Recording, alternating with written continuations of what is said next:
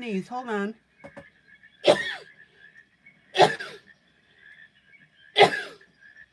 Oh my gosh, excuse me. ILene Vick here for Teaching Adult Coloring with ILene Vick. It is Monday, December 16th at 7 p.m. Central Standard Time, and I am live. It is week 51 of 2024, and in my neck of the woods, it is currently 58 degrees, yay, with a high of 61 and a low of 51. Love it. Welcome, welcome, welcome to my broadcast. I'm here for the next 3 hours for coloring, companionship, chat, friendship, giggles, and laughs, pretty pictures, and the what, the how, and the why of adult coloring. In other words, what I'm doing, how I'm doing it, and why. That's what makes this group a teaching group.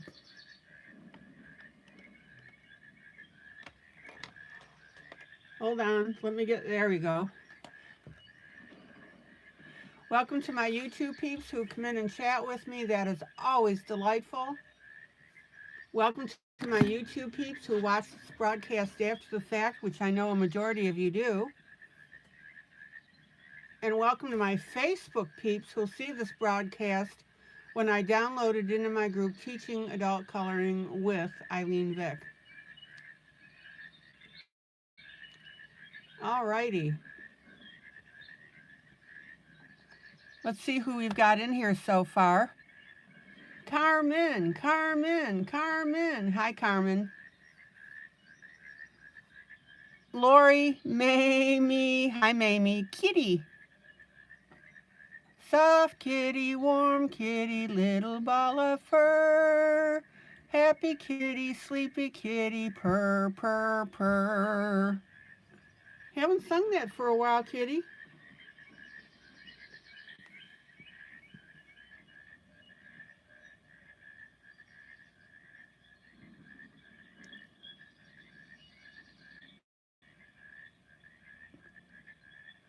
All right. Hello, Sherry.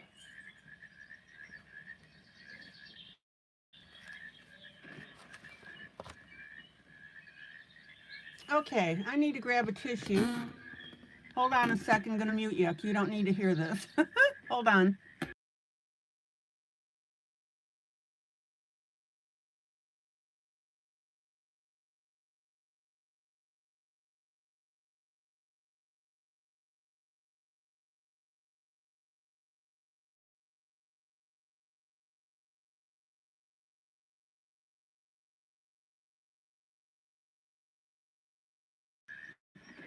Okay.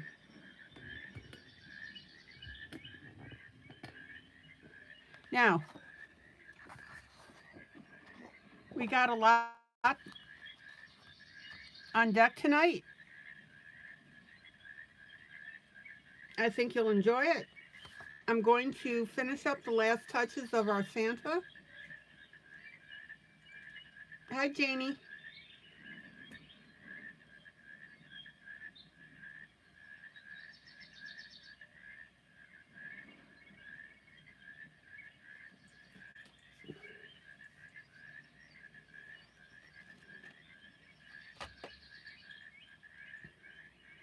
I just have a little bit to do, and then we can put this in the done category. Then tonight, for our new image, I put it into the group under breaking news, Grandma and Grandpa Jubilee. I got a request to do wrinkled skin, so I pulled this one out.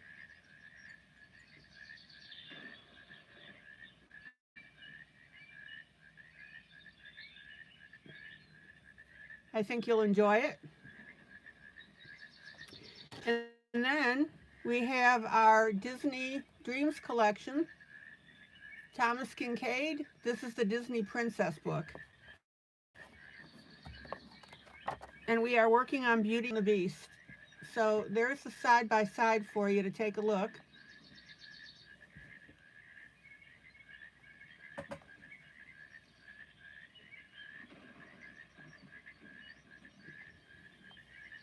Check it out.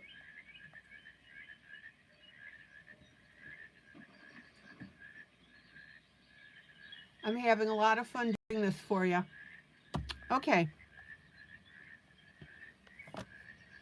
So let's get going on our Santa so we can get that done. Like I said, I just have a couple quick things to do.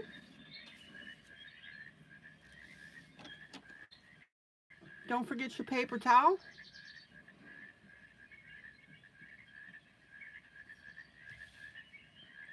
Justia, hello.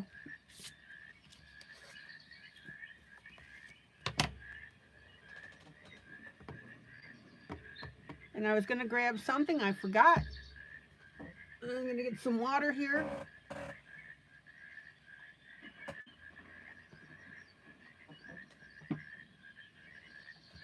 Guys, hold on 1 second. I have a cat that's trying to get into a box and I need to help it. Hold on. Domino.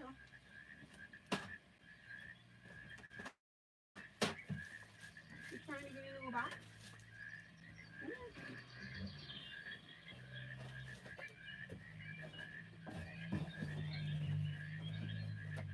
There you go.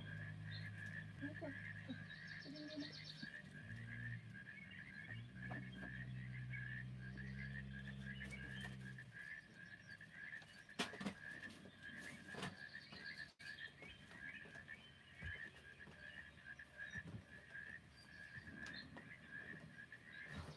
All right, she's happy. I love my little putty. And Amazon has been very good about supplying her boxes. Darn cats.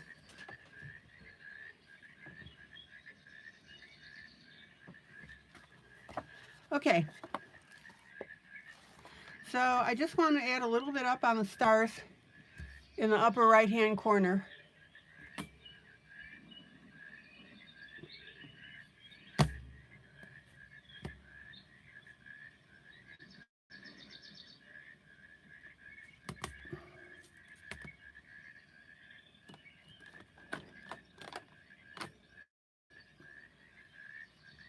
Let's see.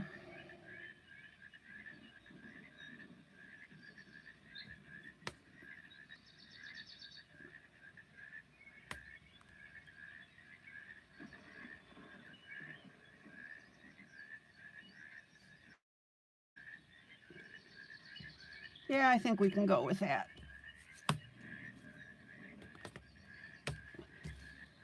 Let me pull out one more box. Hold on.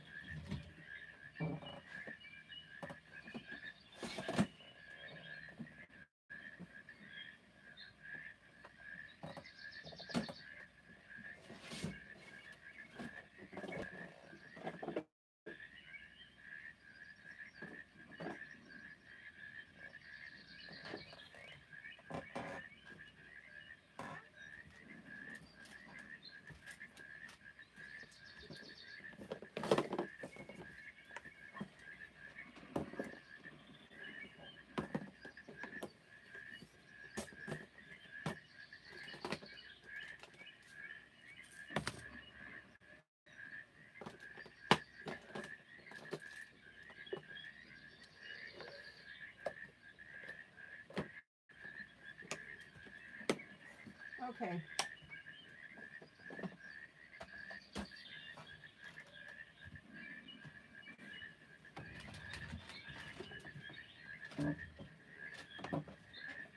Now I've got some copper. Oh yeah, there we go. That's what I wanted. I've got some copper colored doohickeys.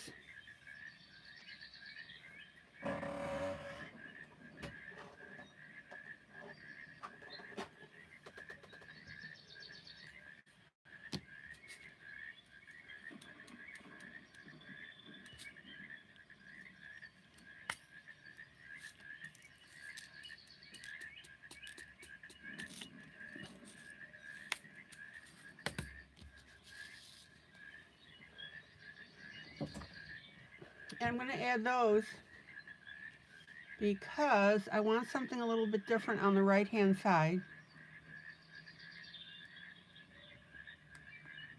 So guys, two things. How was your day today? Win, lose, or draw?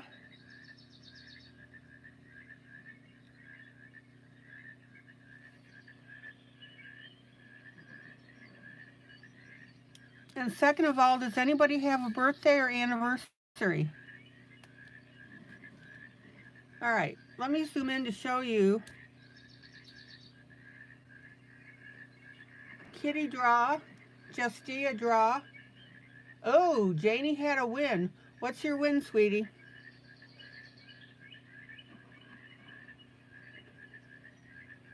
Lori draw.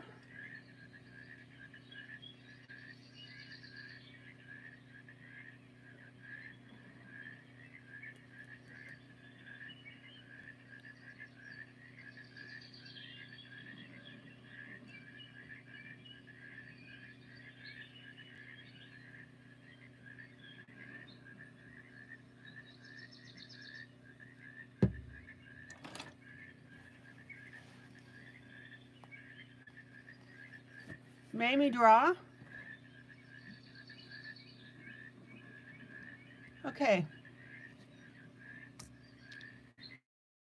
So let's start putting these little copper doohickeys on our stars.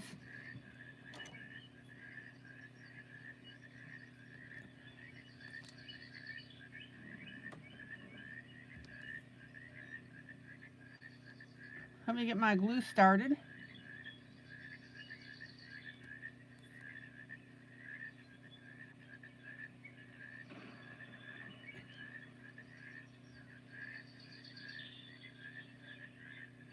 So Janie, you made cookies with one of your ladies' cutouts and peanut blossoms. Ooh.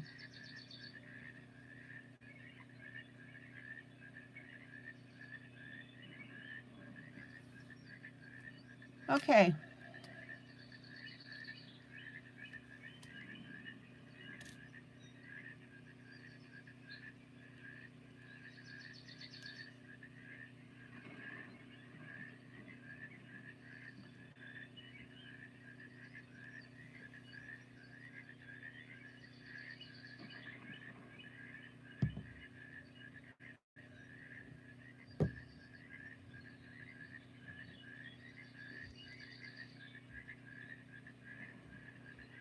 Now this glue dries clear, but I always like to get just a little bit of the extra off if I can. Oh, this is going to look really cool.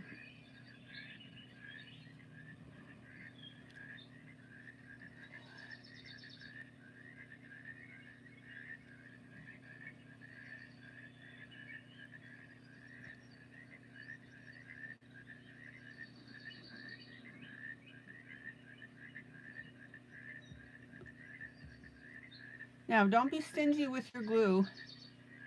It dries clear. And if you don't put enough on, what's going to happen is at some point in time, when the glue dries, it could fall off.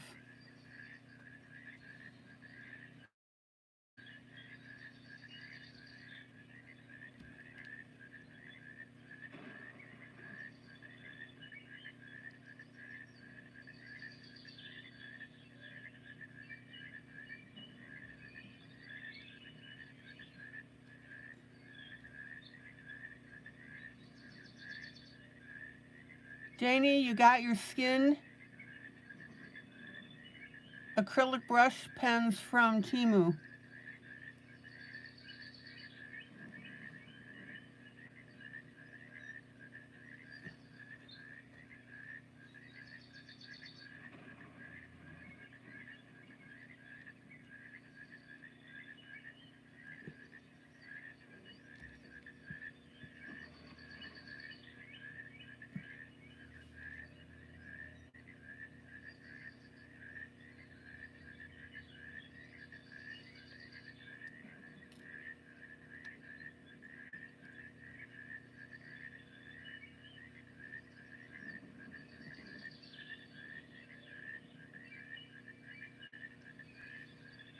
Hi, my Linda.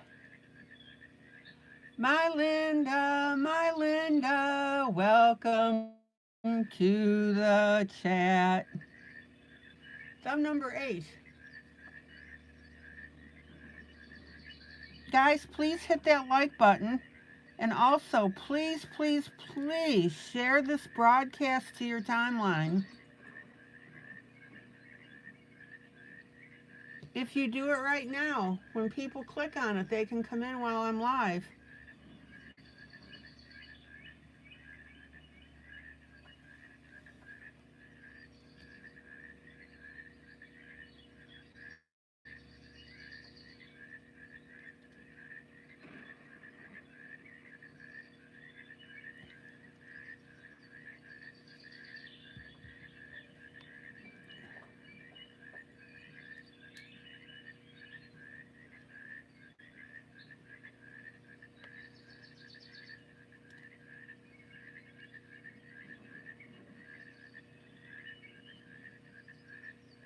Now, I think you can see how pretty this is starting to look. I'm going to get my other glue bottle because I really don't need fine precision here.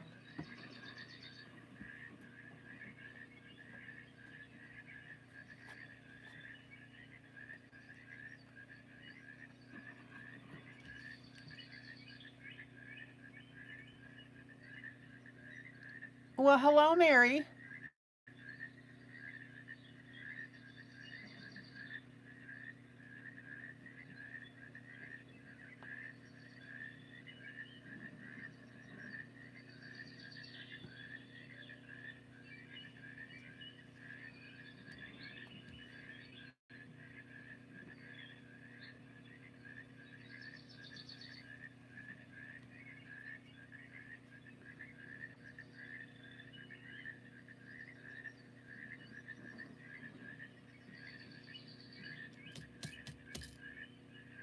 I really like this look of the copper.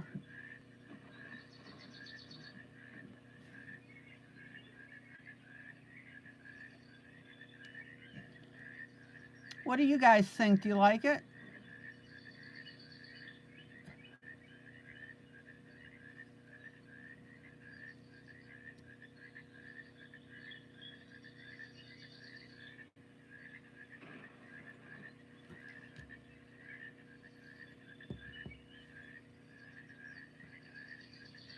Justia, you like it?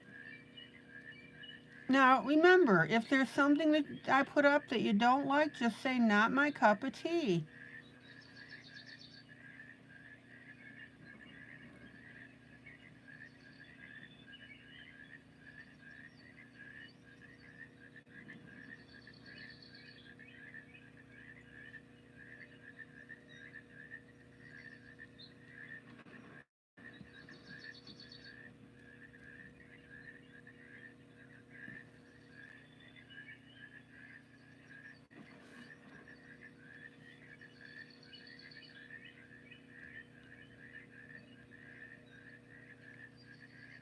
You know, this group is all about the exchange of information.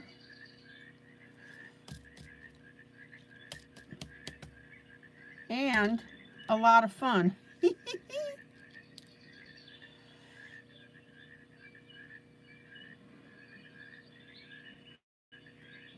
So no birthdays or anniversaries to talk about.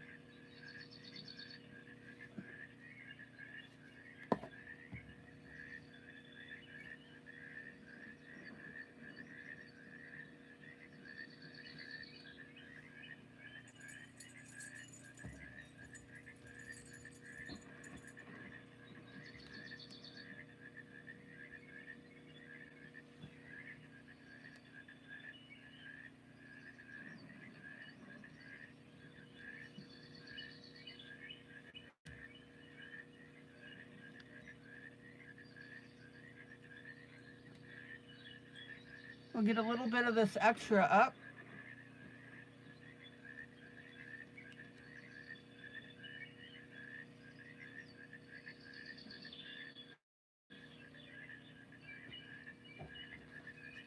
Okay, a few more.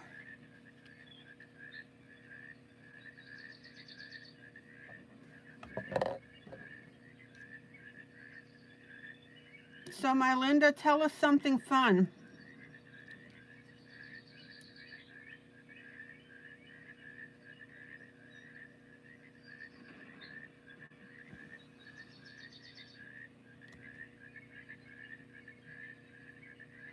Oh, Justia, this is your favorite star shape? Yeah. It really is elegant, isn't it?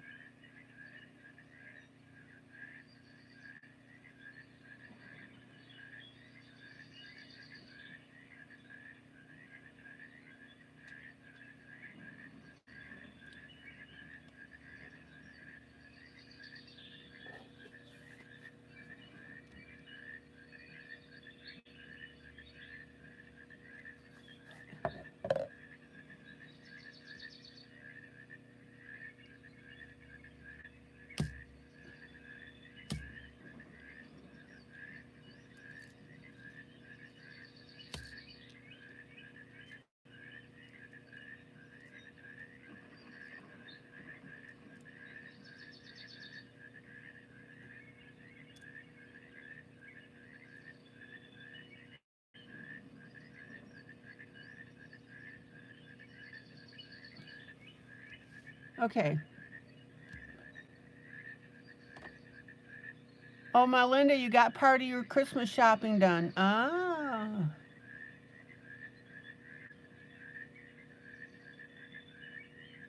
cool.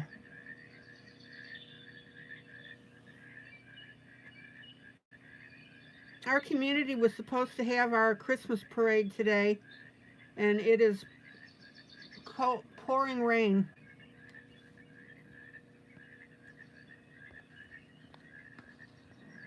All right.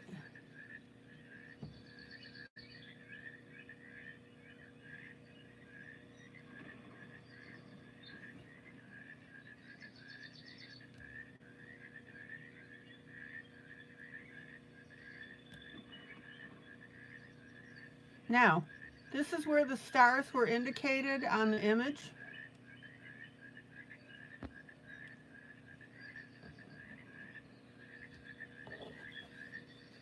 And this is where you use your artistic intuition.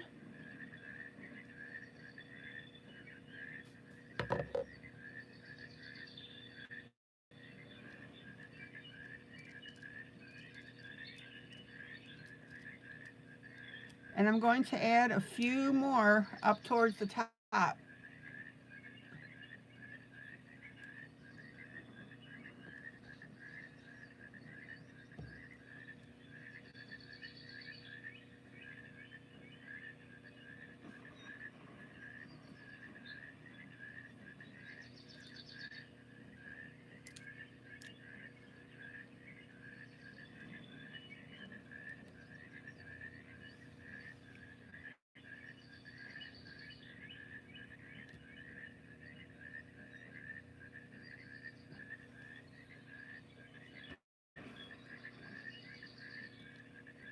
I think this one is good.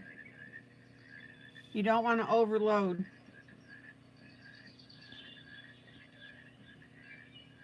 Let's see, if I put one here, and we could do one up here.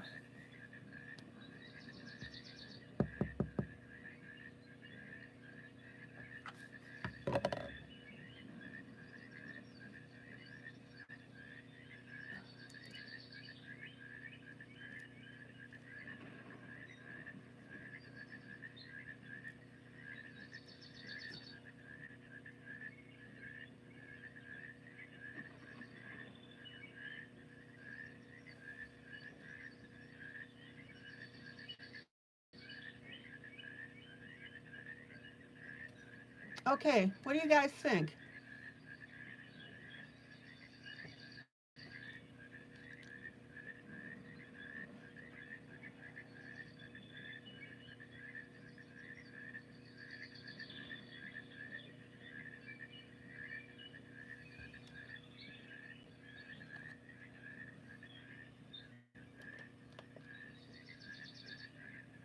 I think that looks really cool.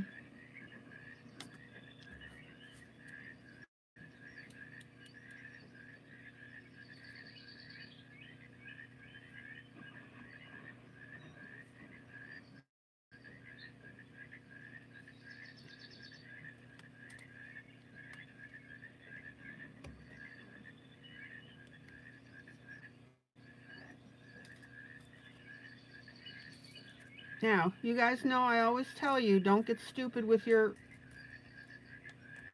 add-ons.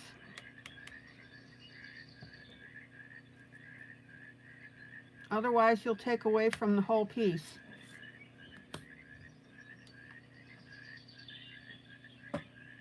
Okay.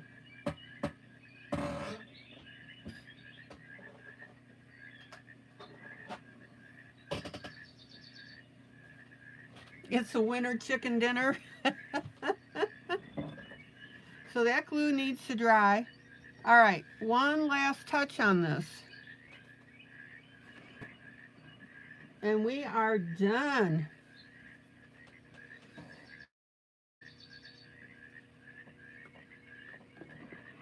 So you guys know that I made it the Christ child darker to represent who he really was. You want the right authenticity on there.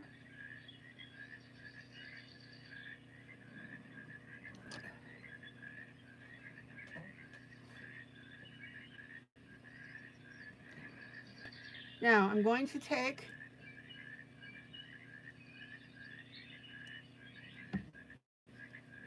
some gold glitter and I'm going to add a little bit to the packages. So the trick here is we want to be very thin.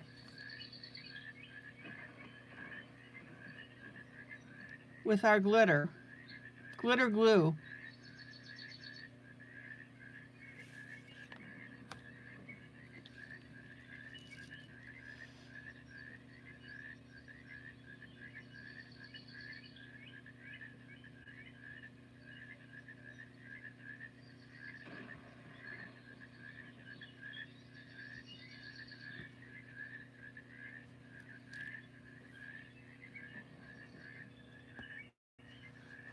Let me come in a little closer so you can see this.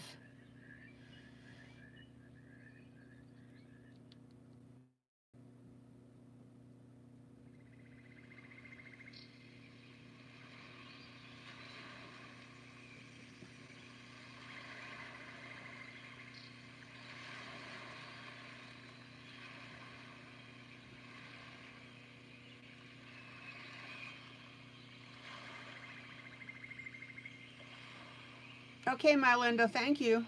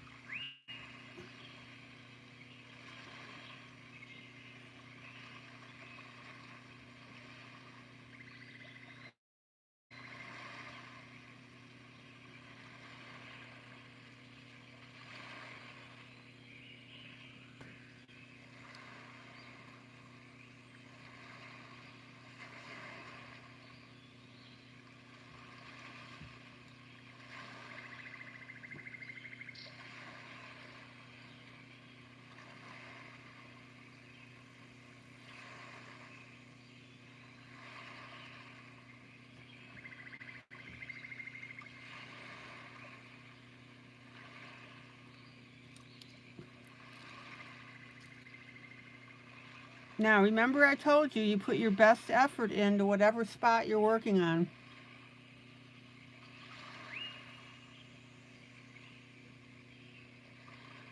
So don't just glop your glitter onto the image.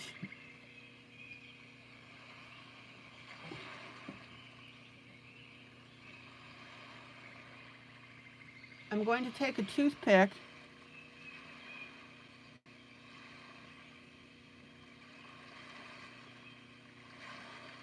and we'll push that glitter around a little bit.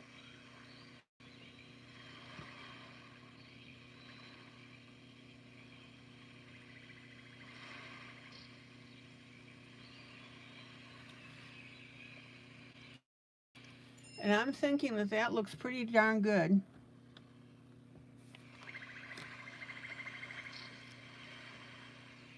All right. Let me pull out. I'm declaring this one done.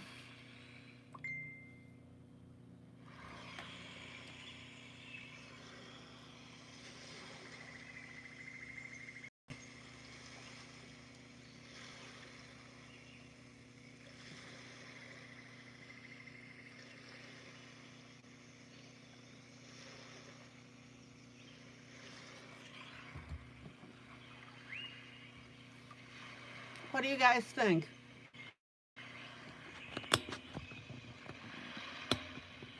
I think it's very tasteful, but yet it's decorated enough to really show what's going on with this.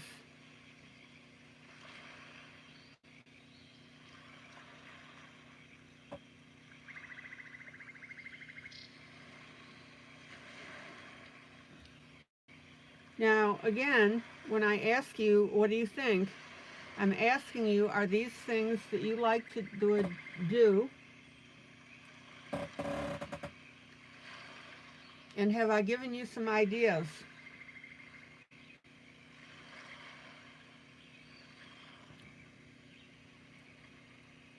We don't want to add too much to this.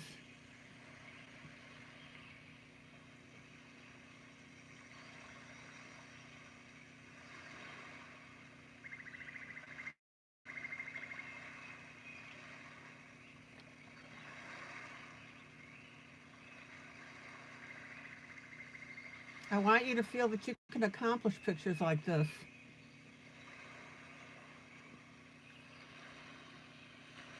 Okay.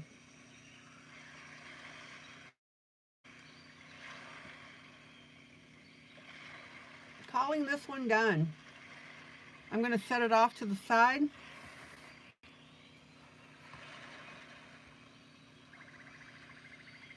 So that can dry.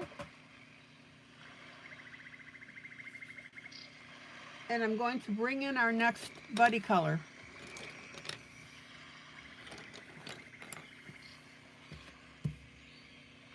This is from Grandma and Grandpa's Jubilee.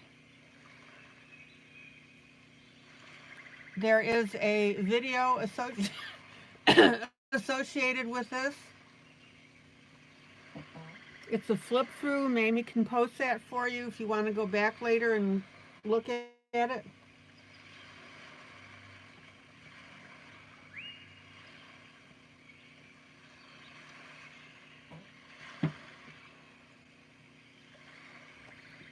By the way, I'm still not 100% sure how to get back to complete comments on YouTube.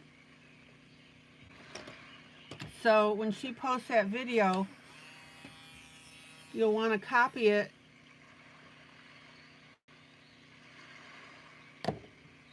and put it someplace where you can go back and look at it.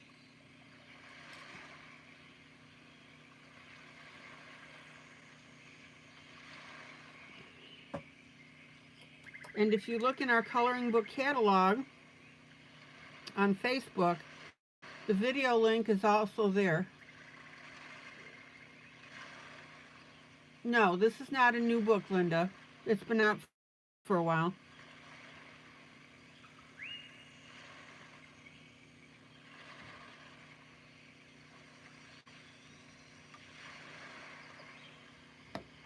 Okay.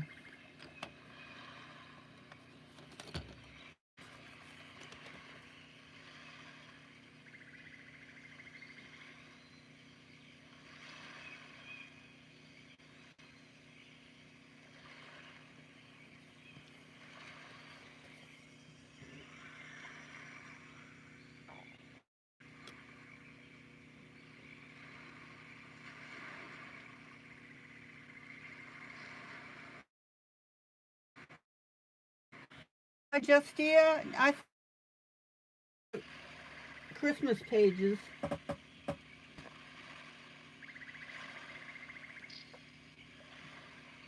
So this is an in-between, and I'll be back to Christmas pages next week.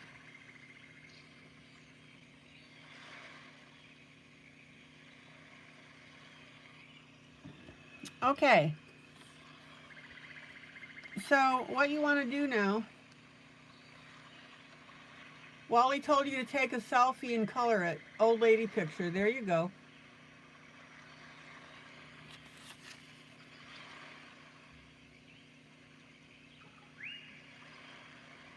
Linda, I don't know if I said hello to you.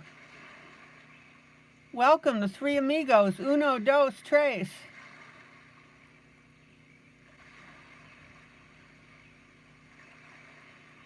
Linda, Michelle, and Wally.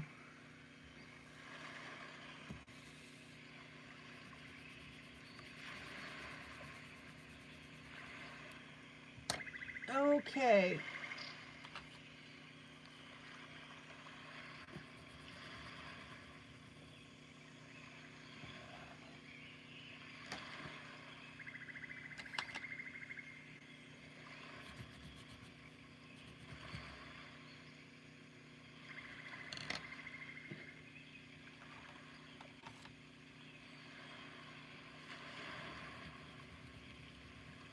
And as Mamie pointed out, there's 2 more free. Oh, Michelle, thank you. You're such a doll.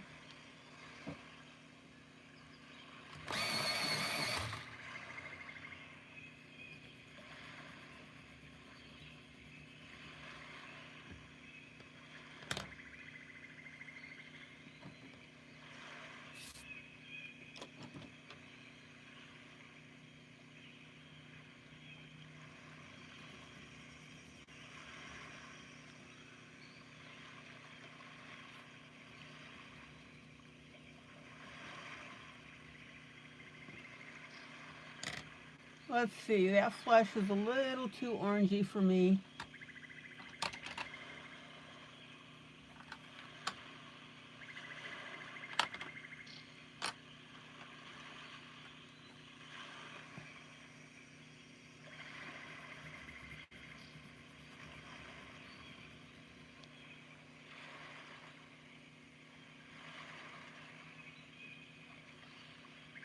A lot of us could do that selfie thing. Huh?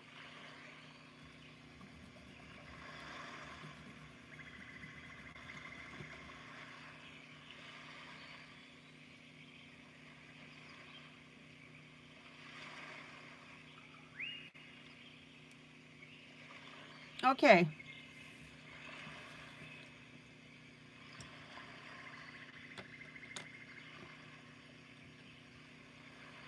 So let me tell you what I've got.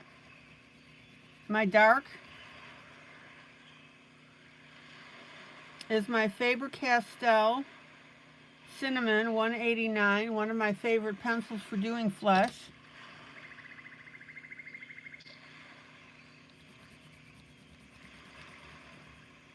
My medium, okay, my Linda, my medium is a Color 317.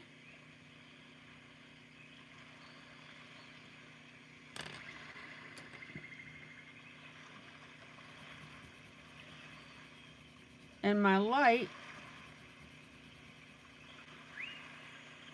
is an Amazon Basics Flush.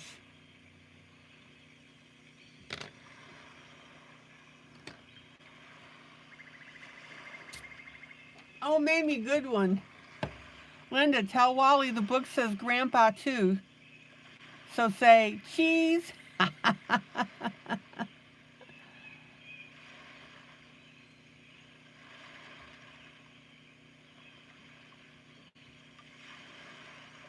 Yeah, Sarah, I can show you the picture.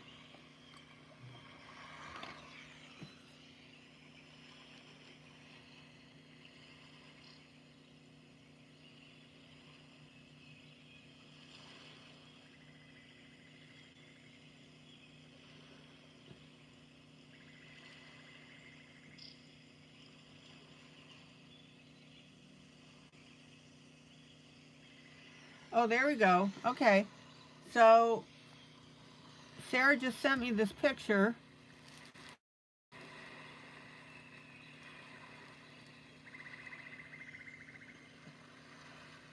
And if you look in the hair, she's got our 2mm rhinestones as the decoration in the hair.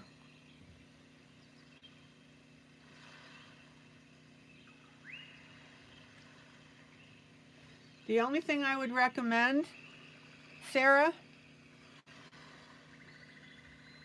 is putting your rhinestones on after you've colored the hair. But that's okay.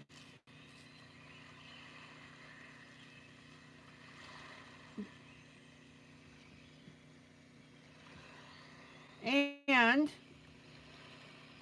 she says she's got pearls. down below.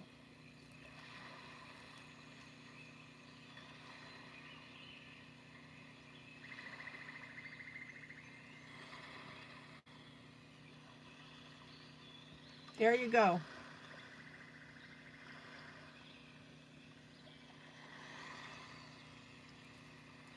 Now the pearls, let me point these out. Yeah, they're near the face right here. See it? Little teeny tiny pearls. Beautiful.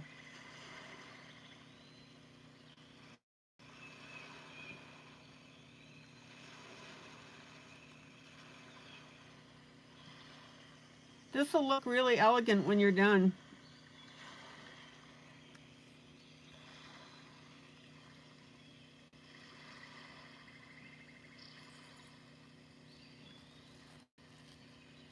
So guys, consider getting your rhinestones. They make really nice add-ons. And Sarah's doing a great job with it.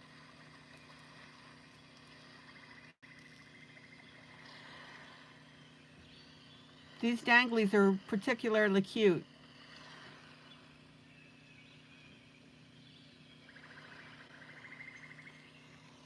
Alrighty.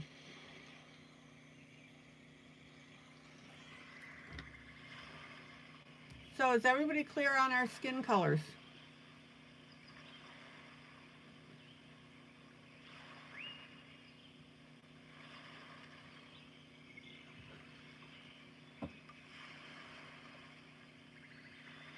Yeah, and Sarah says the rhinestones are not that expensive. You can get some at the dollar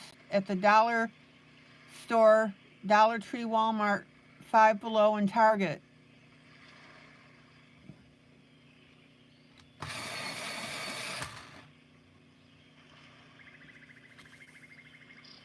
Okay.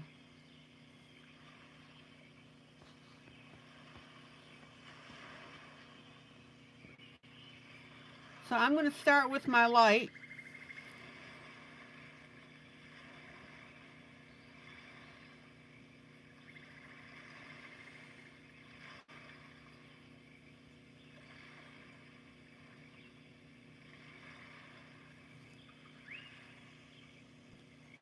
I'm under the woman's left eye.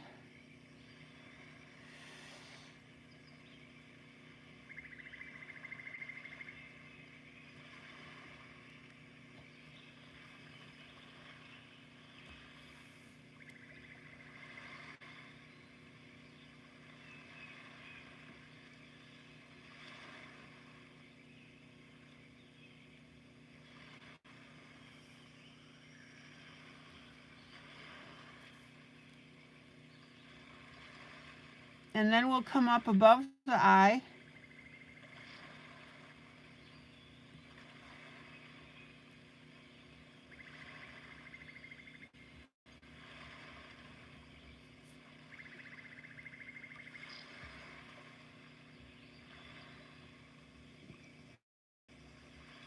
And again, take your time.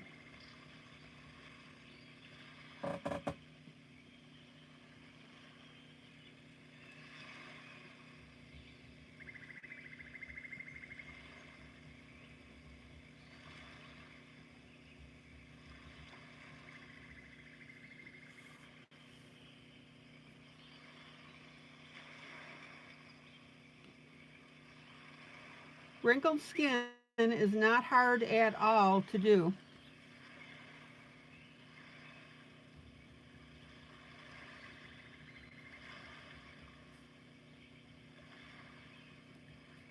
And when Sarah comes back, I'm going to show you something to help you understand how to do wrinkles.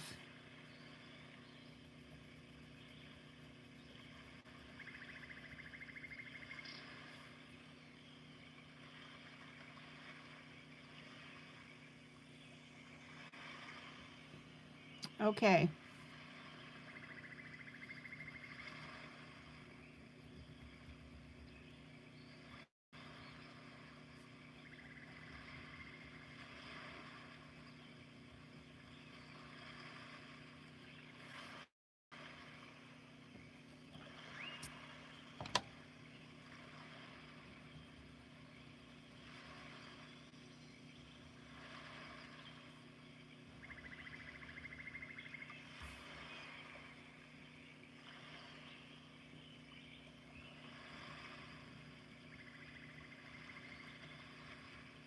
Any question about finding these light areas on the page?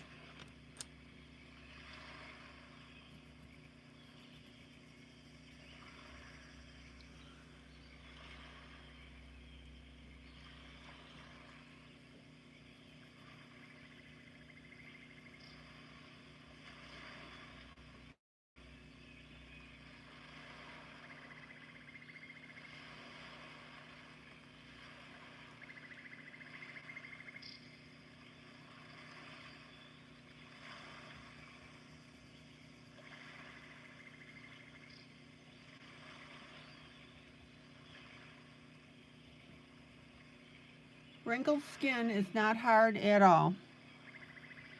And don't forget that when you pick your pencil up, to give it that little turn,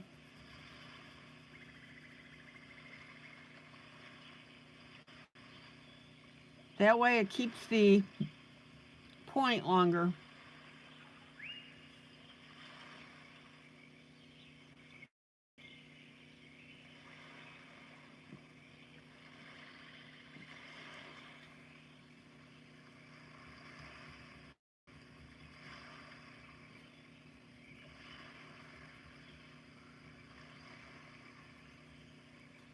Does everybody have their printout?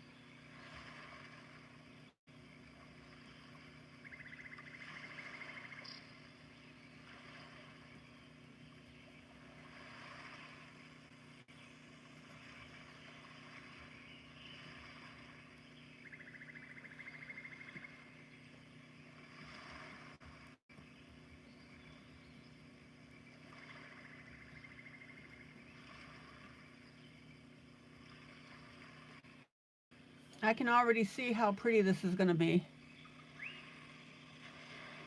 Okay, Justia, thank you.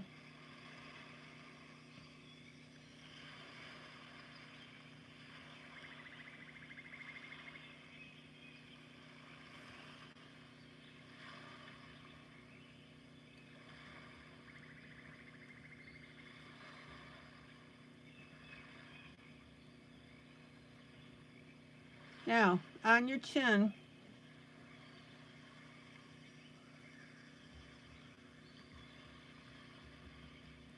take your time and get those little light spots.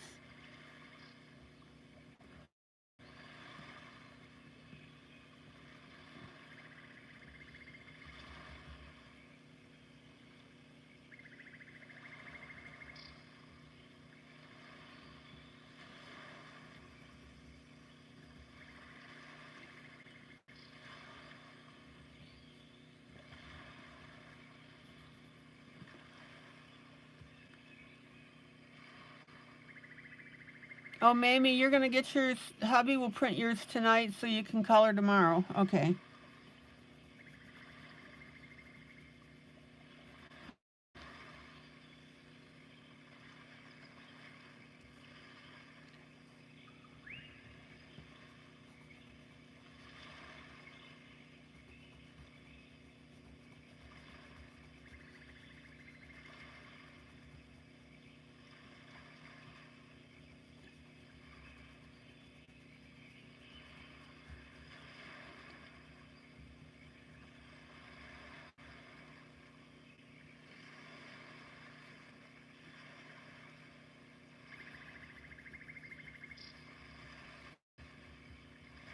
And look how beautiful this is already looking.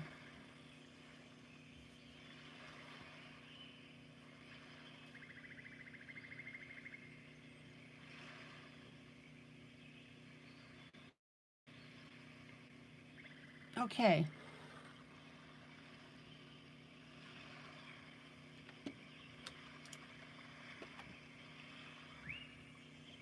Let's go down. Now be sure that you get all your light areas because this is really going to make a difference when we go to add our medium and our dark.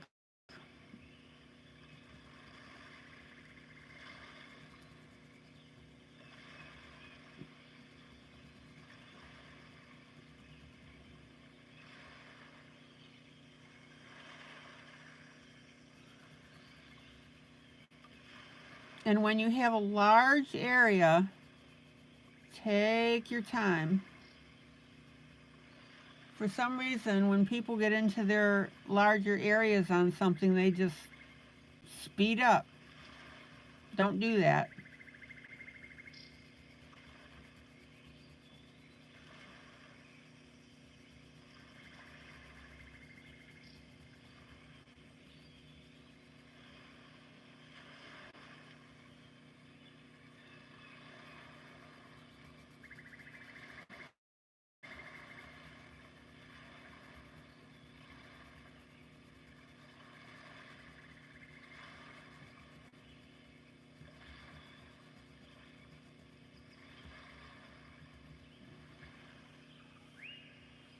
Isn't that beautiful?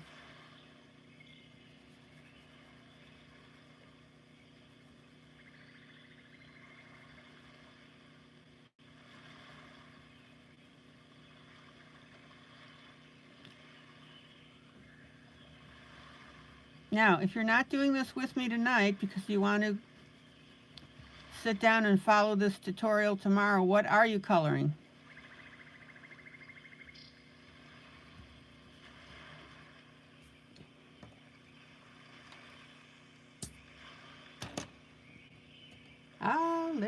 Hallelujah. Oh, this is so beautiful. Classy.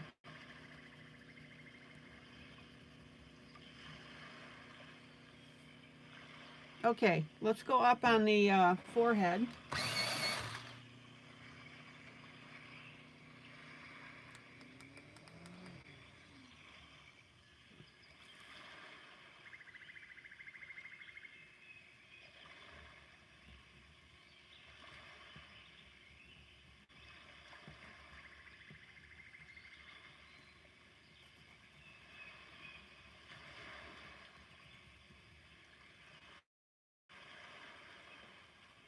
So you're watching me in Little Big Town Christmas Special. All right.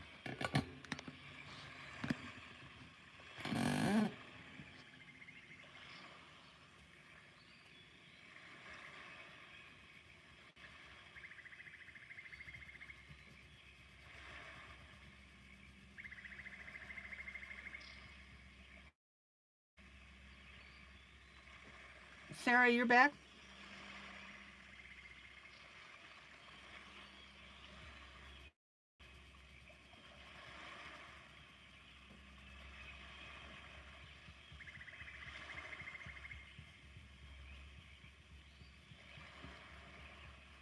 And here's our light area.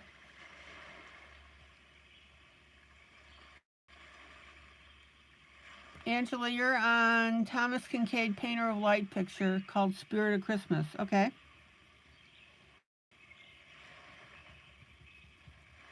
I know a lot of you like to wait until the next day to color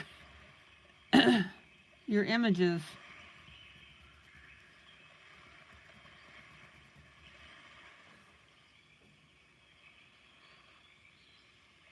All right, let me pull out so you can see how pretty this is already starting to look.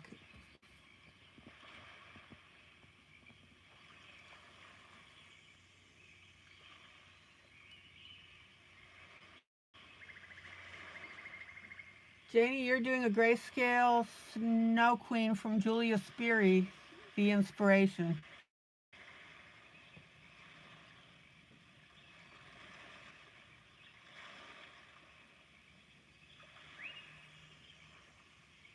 Okay, now every once in a while I do this demonstration for you.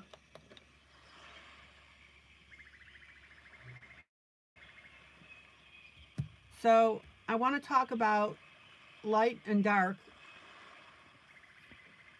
on skin. This is my hand.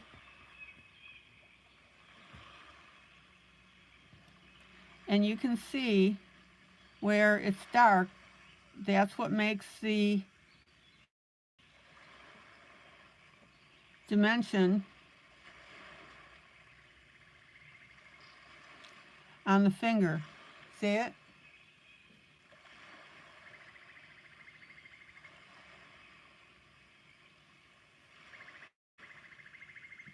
Now, obviously, you're seeing a flat view of it because you're not here in the room with me.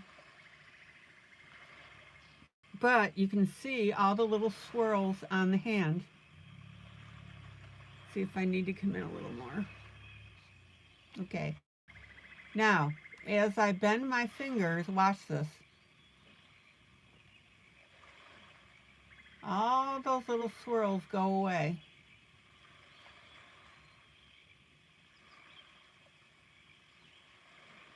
And all of a sudden, we have very smooth knuckles.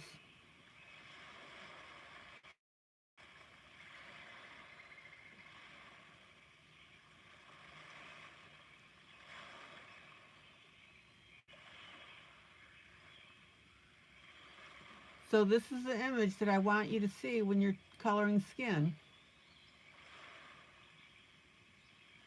The lighter the area, um, the less curls that you'll see.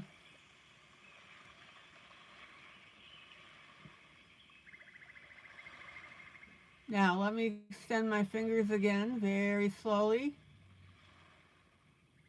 and take a look at how the lines come back in, and that's when you get your depth, dimension, detail.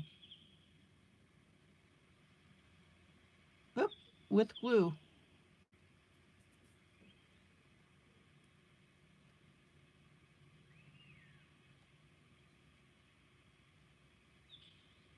Everybody see that?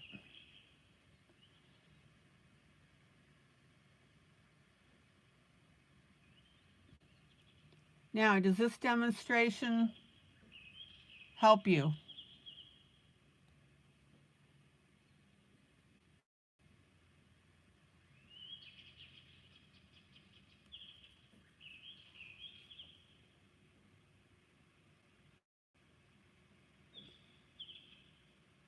All right, so I'll bend my fingers one more time. All the lines go away.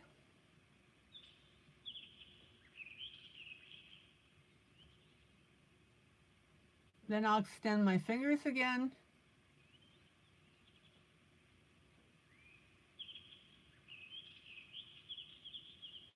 And as you have the darker lines, that's where you see the dimension in the fingers. What don't you understand, Justia?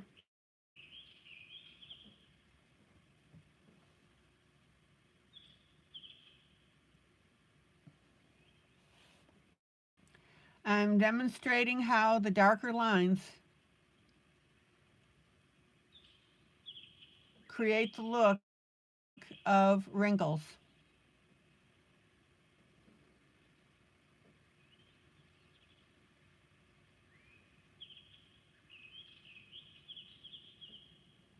When you take those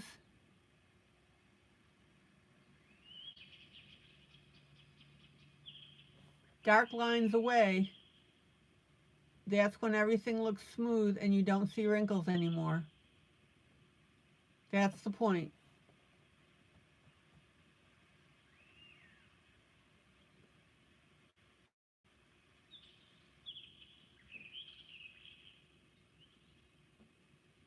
All right, now let's go back to our image. And everywhere there is depth and skin bunched up, you have that little bit of darker area, and that's what makes your wrinkles on basically a flat piece of paper.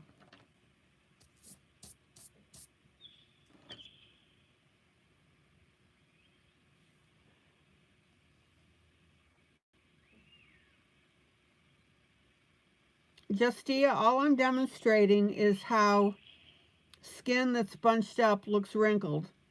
That's all that is with my knuckles.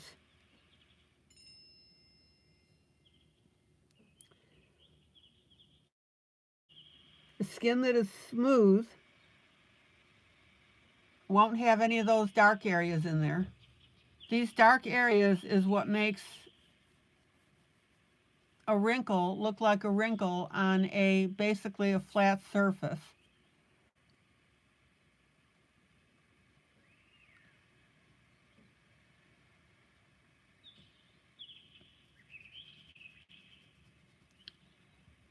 So by searching out the lighter areas in this case, because that's what I'm starting with on my pencil, these are our high points on the skin. And when I start to add my other shades, that's when you will start to see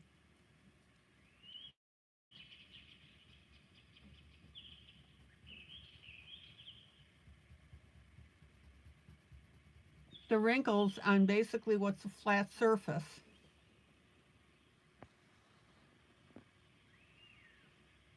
And you can already see that. Look at your screen, guys. You can already see that with just the one shade added already. Hold on, gotta take a vitamin. There we go. Do you understand now, Justia? I'm just demonstrating how light and dark create the illusion of depth on basically what's a flat surface.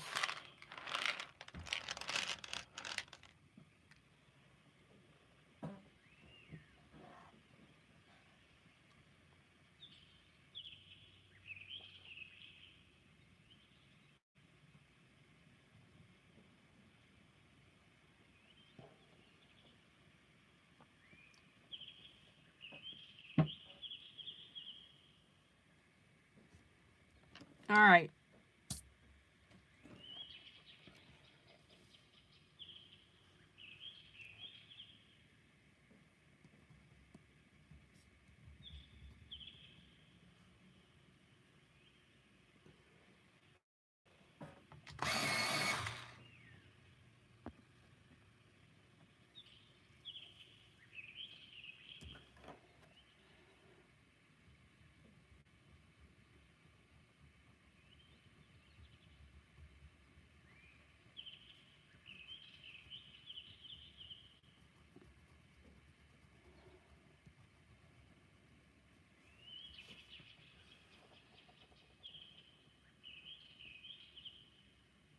Okay, now I'm going to come in with my dark,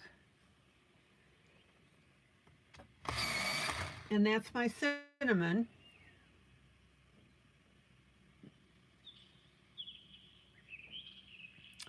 And this is where we're going to start defining where the skin is bunched up, and this is the bottom. Think of it like a valley.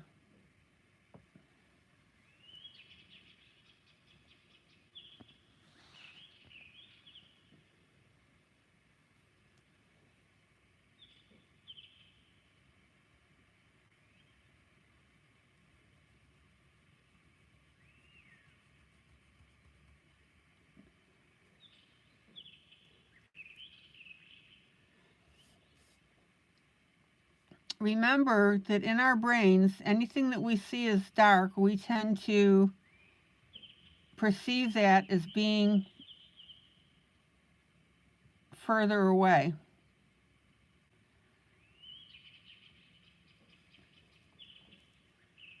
So because we have the darker area, we perceive this as little valleys on the face.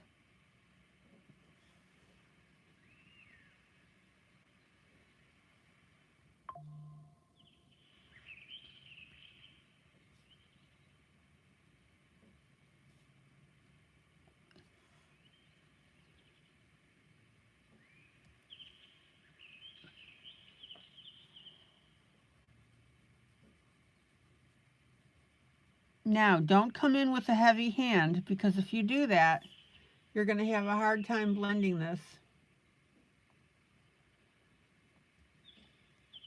All right.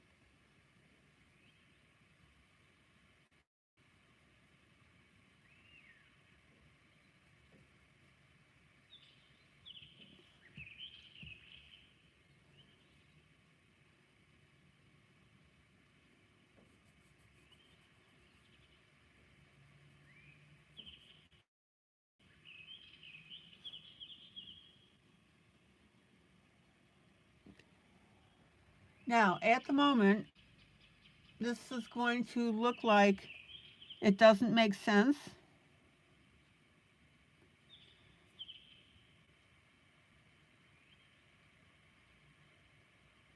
but trust me, it does.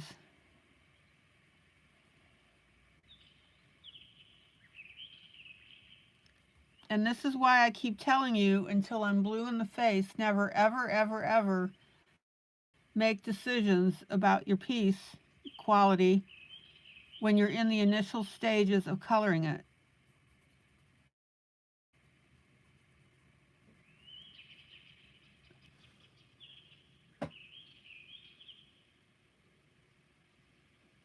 And if you guys don't stop doing that, I'm going to reach through my screen and smack you silly. Knock it off, guys. And Justia, you got to come in very lightly with your colors.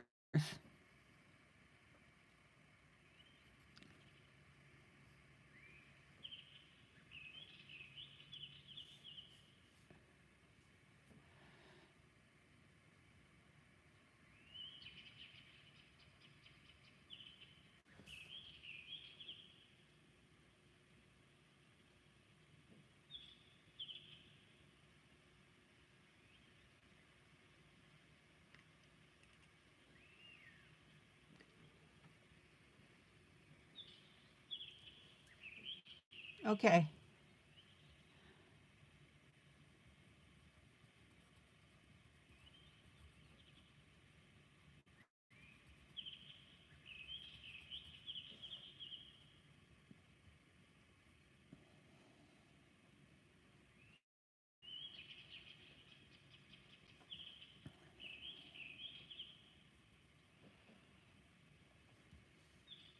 Now, if you look at your own hand,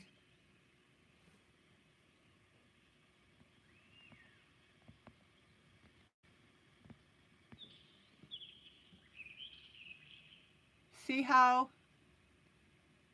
on my finger when it's bent, the darker lines are more prominent and that makes it look like depth. Yes, Mamie, that's the cinnamon color.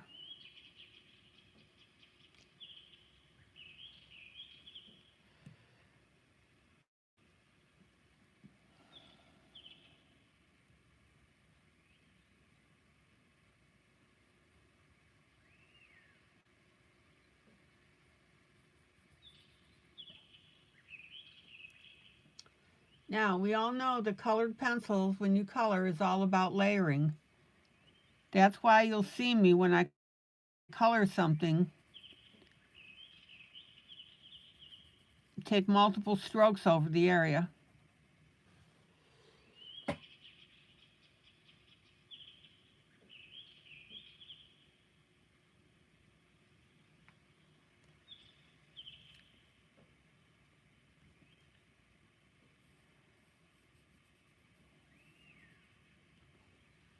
All right, let's move down the nose.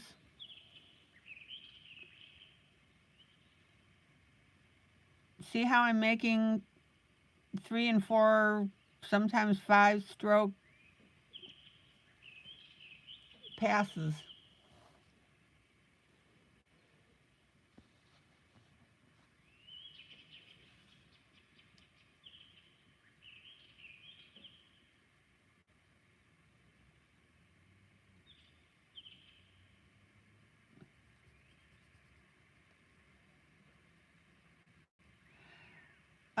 Sarah, what I would do in that case is rather than glue down your gems right away, just put them on the paper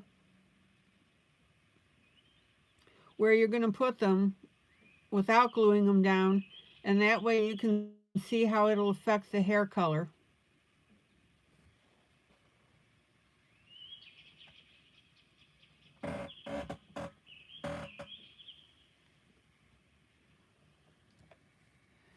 Okay.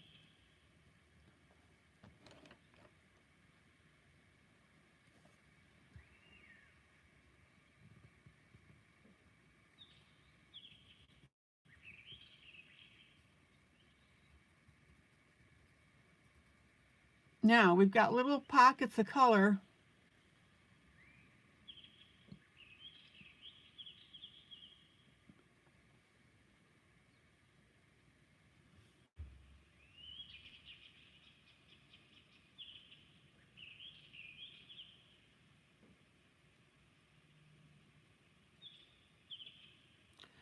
Sarah, I always recommend not depending on that sticky. All right, see how we've got like little pock marks right here on the nose?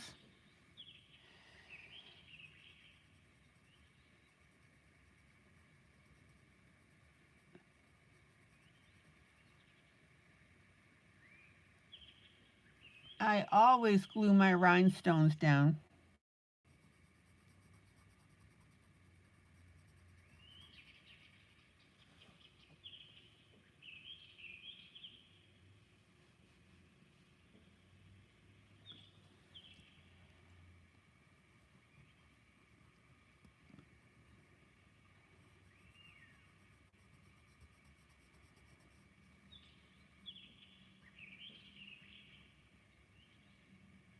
Okay.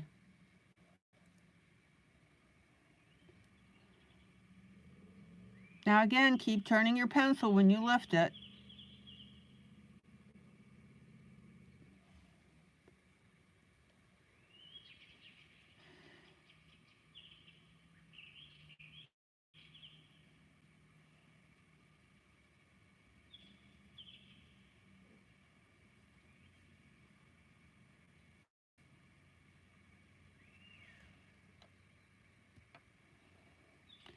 Okay, Sarah, thank you.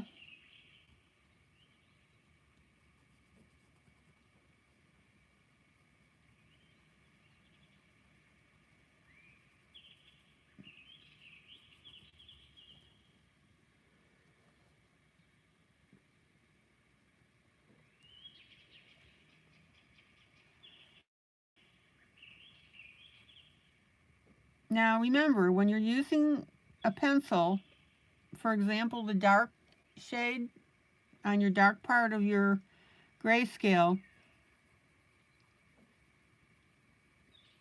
I get that darkness by repetitive stroke. So if I have other areas that are a little bit lighter but not quite medium, you can go ahead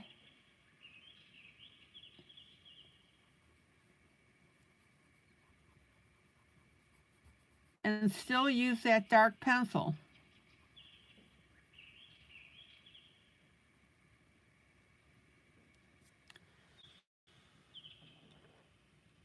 Just don't highlight it as much.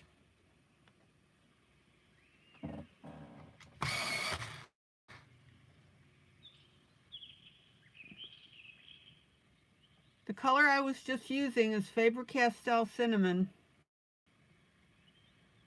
189. And the next pencil I'm using is Color 314.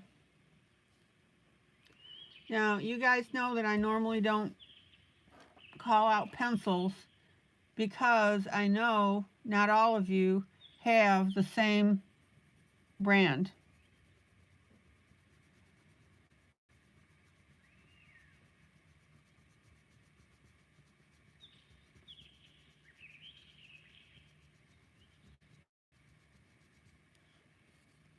Okay, now I'm coming in with my medium color.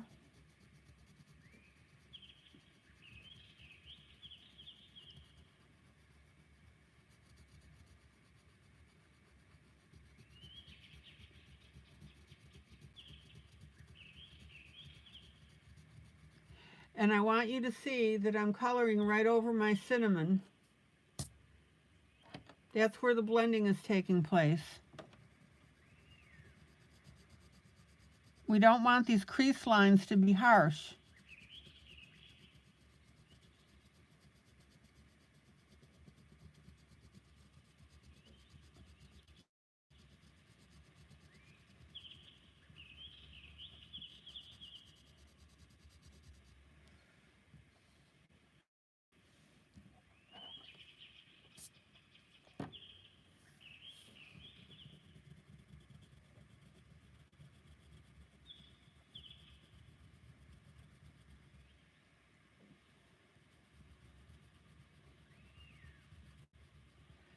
See how I'm going right over that cinnamon color?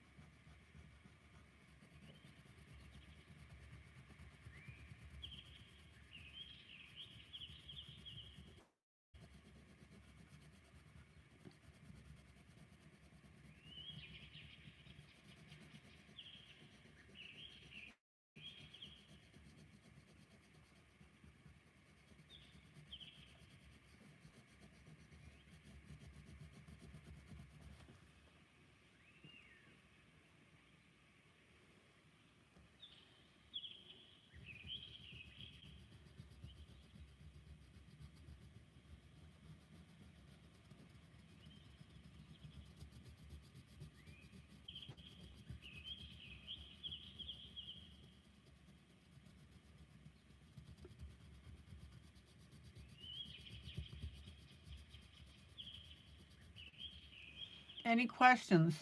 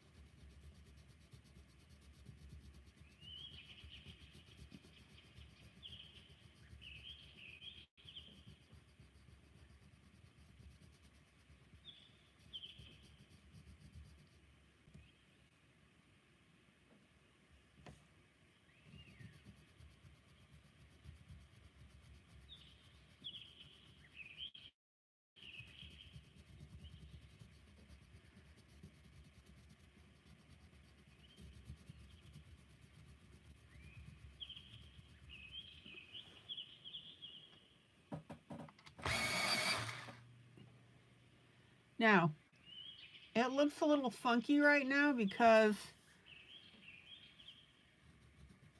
only part of this is colored.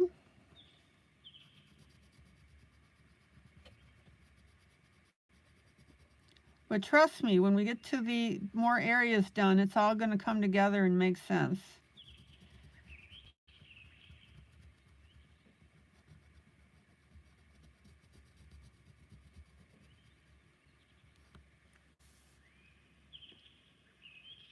And it'll look really beautiful.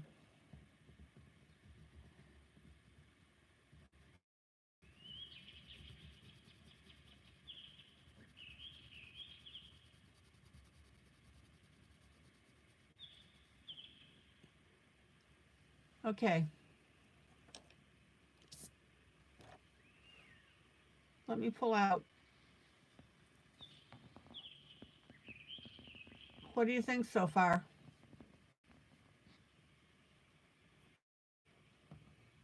Hi, Thomas. You're playing your game. I need a little bit of break from coloring, but I'll be back to you eventually. Haven't forgot any of you. Okay.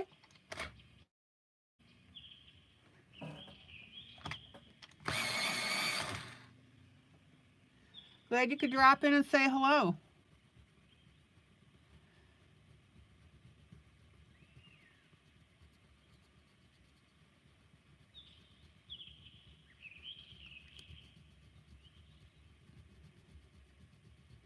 Now, what I want you to notice as to how I'm coloring this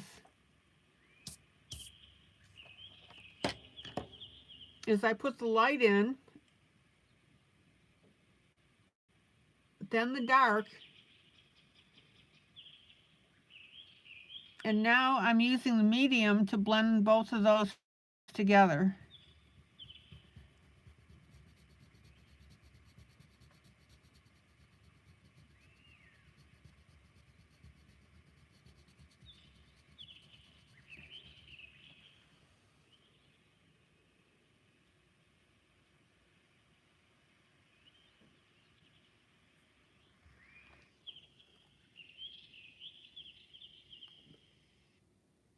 Open Govee.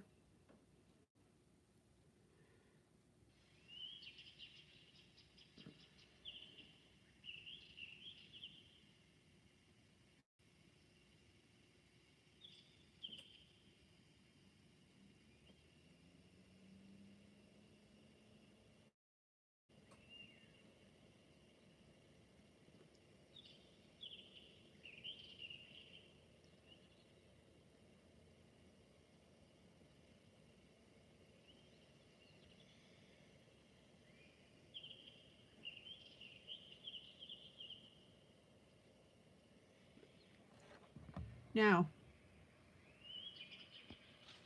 you'll notice that our cinnamon lines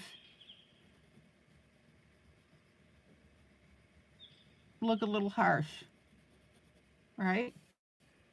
We're gonna take care of that.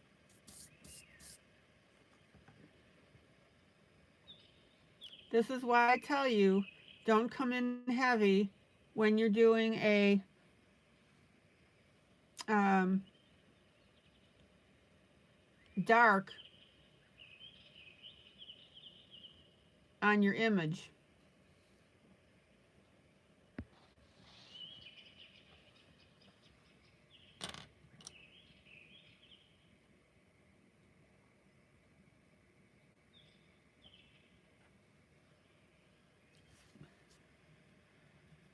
Okay, let's add our medium over here.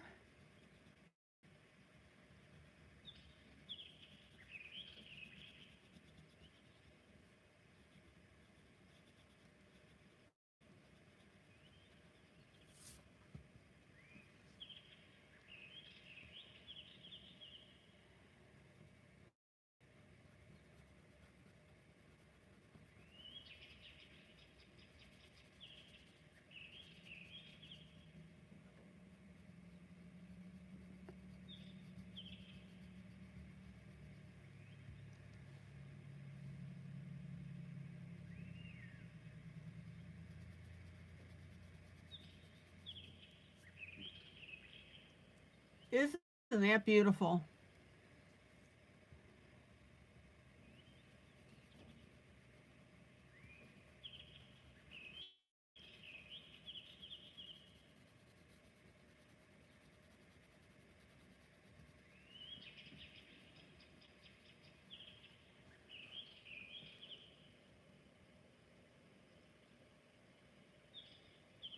All right, let's go to her left eye. We'll come in with the medium.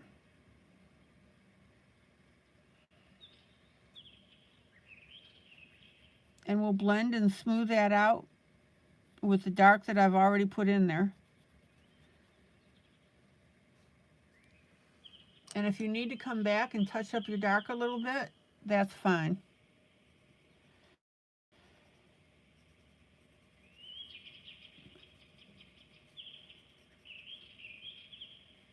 Remember, when you put a color in on grayscale like this, and you've done all your areas, that does not mean that you're not going to use that color anymore. You're actually going to go back and blend it in.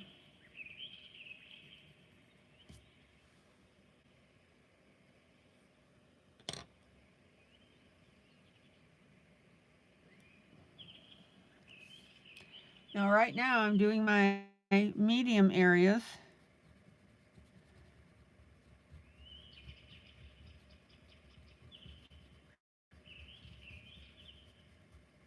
And this medium is acting like the bridge. Whoops, let me get where I need to be. Is acting like the bridge between the light that I applied first thing and our dark. So when I come in with my medium pencil, I'm using those, I'm using the light to blend the edges. Let's try this again. I'm using the medium to blend the edges of the light and my dark.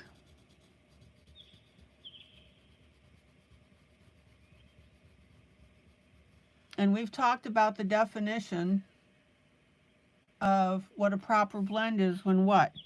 When one color seamlessly disappears into the next.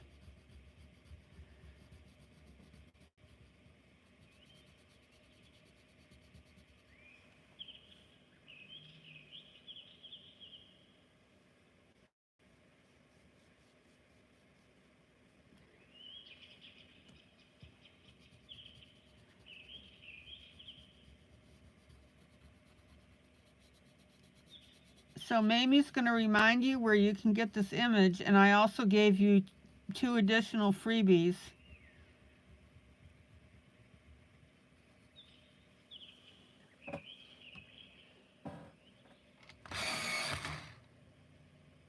And that way you can join me. All right.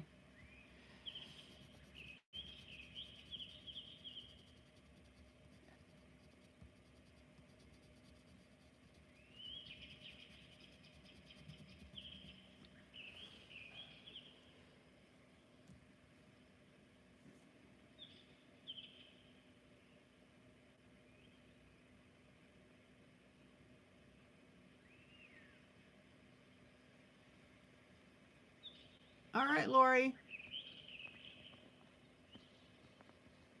Thank you. Miss Angela, good night.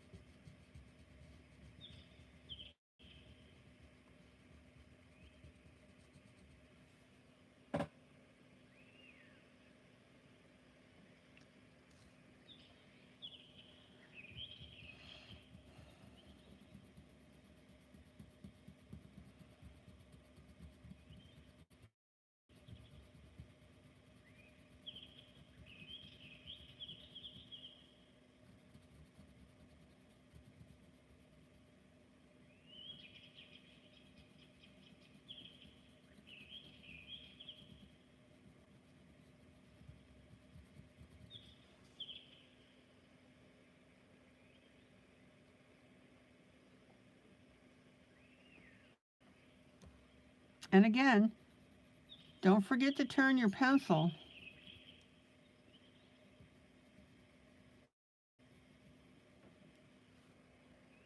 You want to keep that point sharp as long as you can.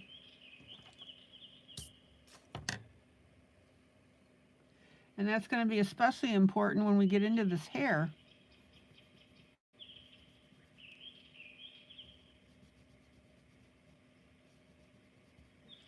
We've got strands of hair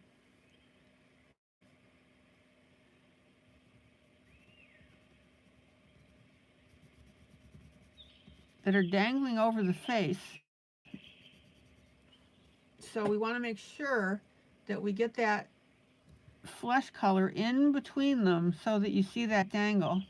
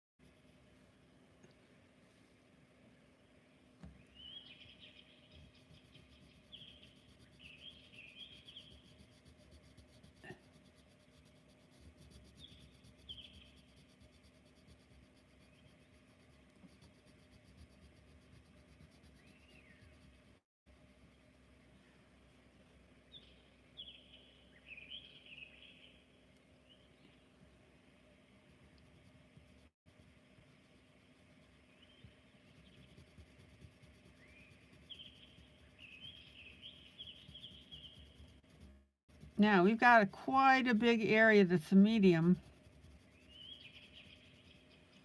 So you really want to take your time.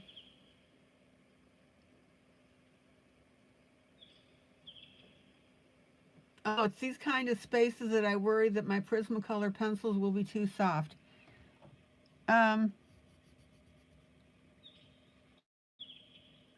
Justia, that's because you have a heavy hand.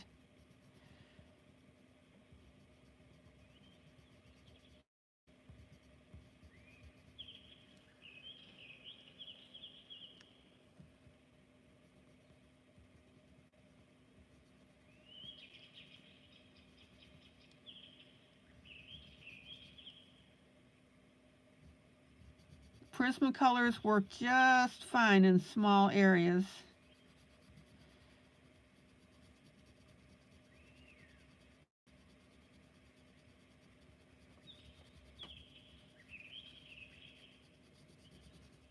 Oh man, is that beautiful.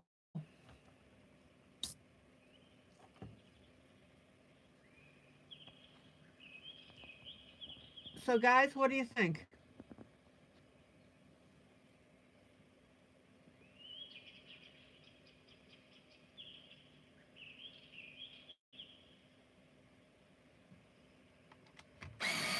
I think this is going to turn out to be a gorgeous piece.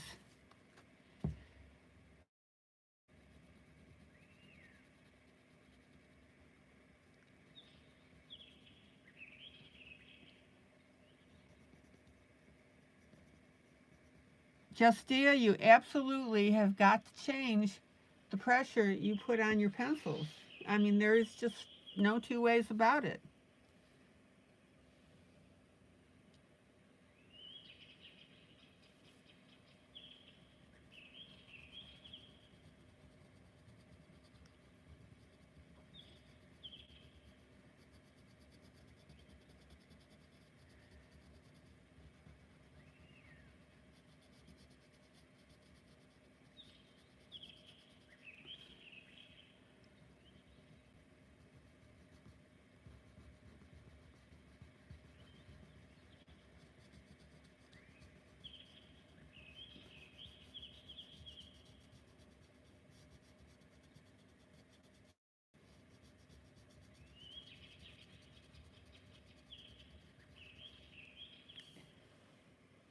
All right, let me pull out.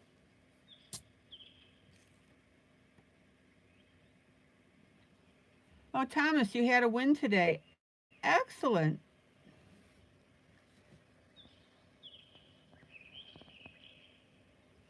Now again, the darker lines are not blended yet. So Justia says doesn't look beautiful yet. Nope. Well, let me make a comment about that. When you develop an artistic eye, you'll be able to visualize how something's going to look when it's finished. And I know that this is going to look really good based on what we've got so far.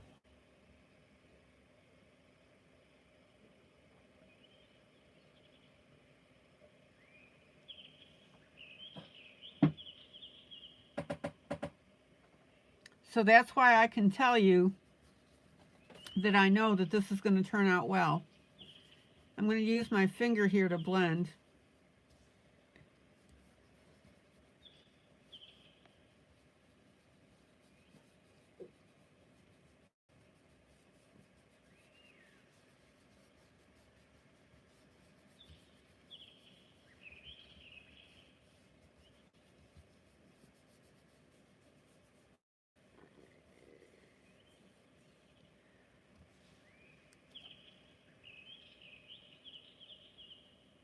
So Sarah, you're glad that you bought the 120 set before you bought the 520. You're talking about color. I'm loving the fact that I have doubles because I love the pencils, and some colors I've used a lot, like peach. Okay.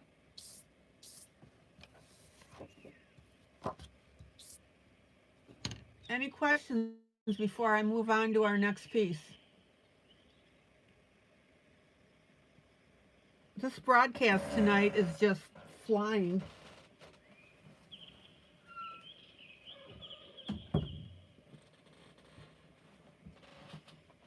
That's all right, Justia, you'll get it.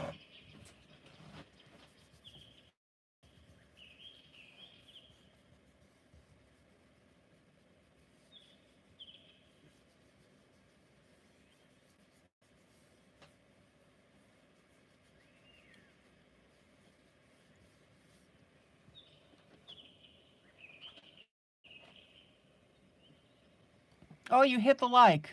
Okay, cool. Thank you. Guys, hit that like button, please. And please share this broadcast on Facebook, on your timeline.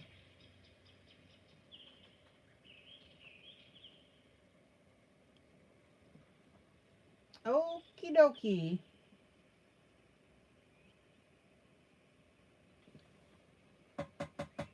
Now, before I go on to my Disney picture,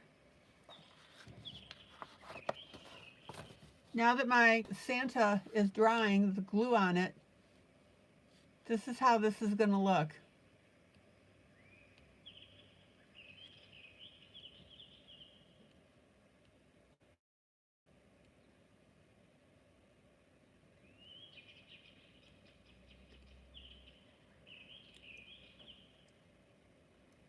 I think it turned out beautifully.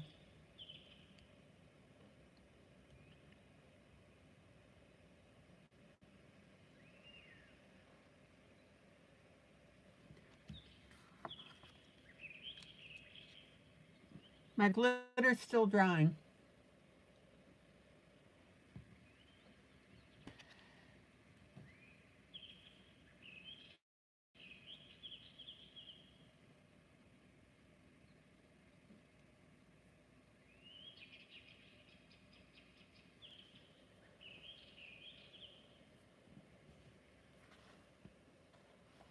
Love this. Okay.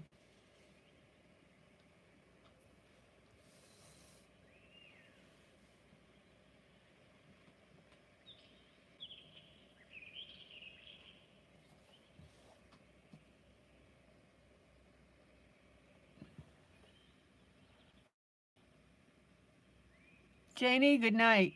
Thank you so much for stopping by. And yes, 5 a.m. does come early, doesn't it?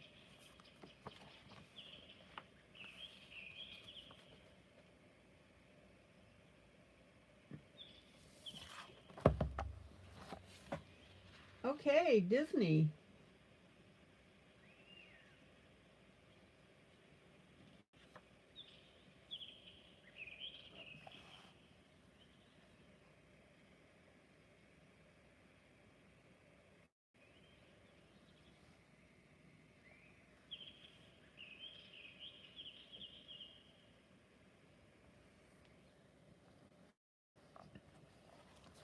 Again, this is our Disney Dreams collection, Thomas Kincaid, and it's the Princess's book.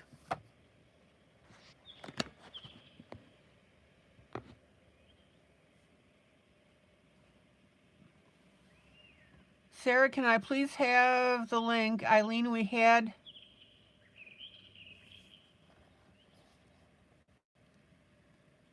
we had black ink. My husband didn't pull the sticker off the black.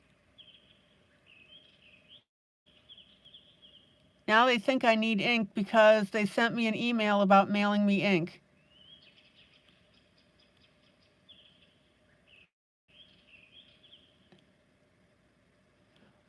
Which link are you talking about, Sarah?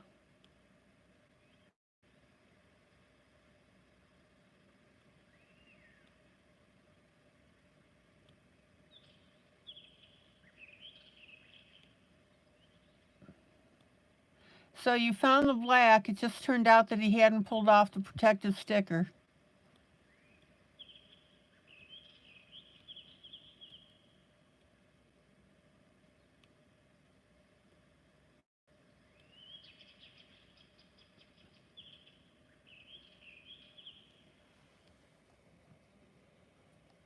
Okie dokie.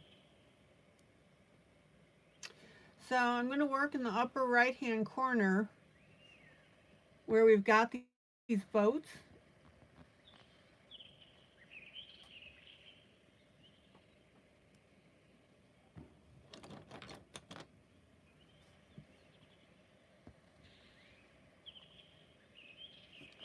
So I'm going to come in with a darker blue.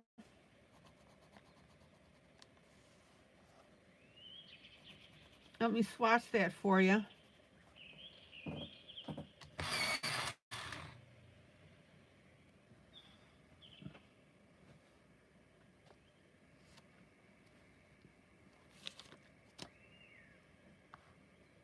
Sarah, what do you want the link to?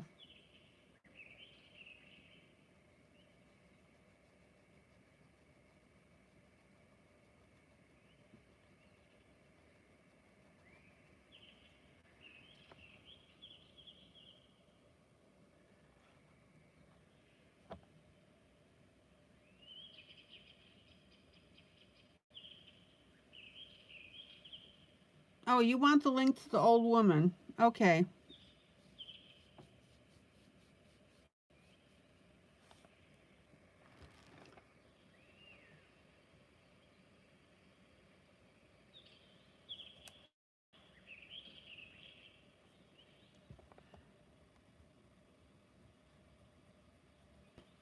Well, I'm glad you figured out your black ink cartridge issue.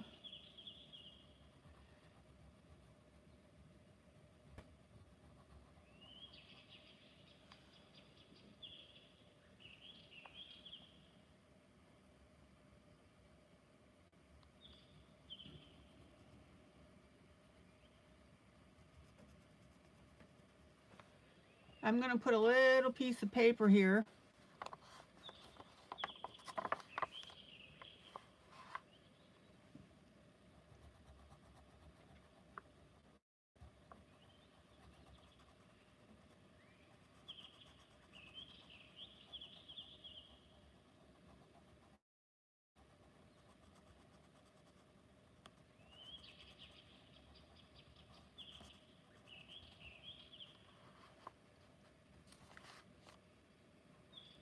And then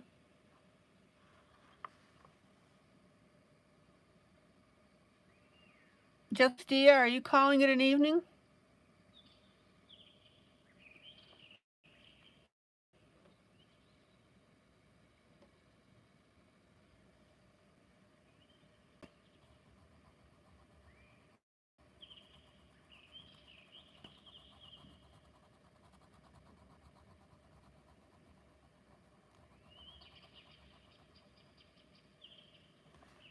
All right, now notice that I'm taking my darker blue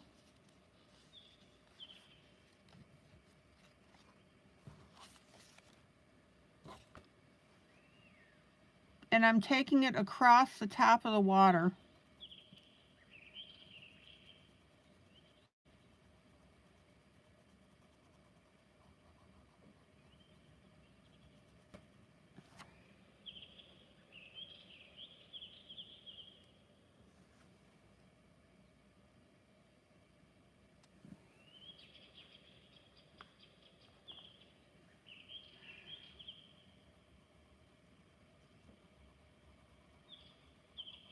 Maybe you can put the link to the old woman in the conversation. That's not a problem.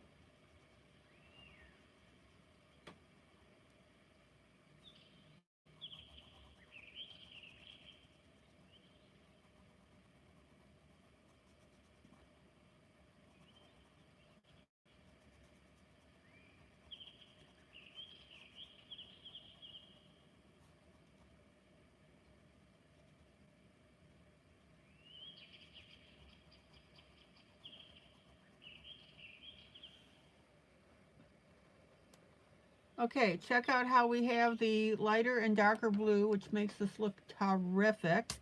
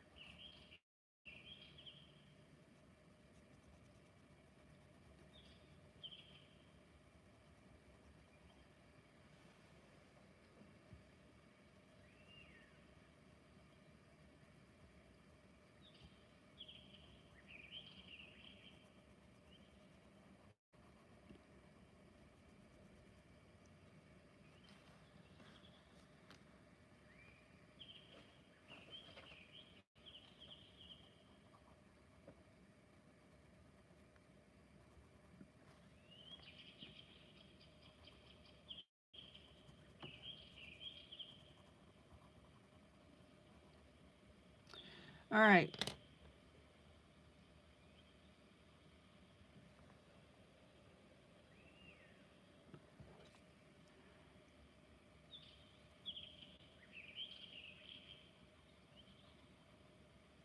And we need to get that blue right up to the bottom of these boats.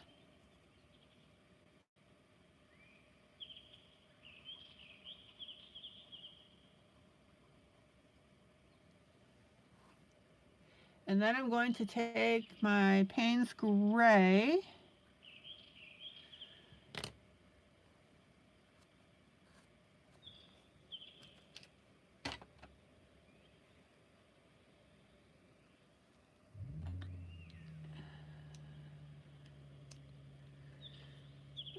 see here.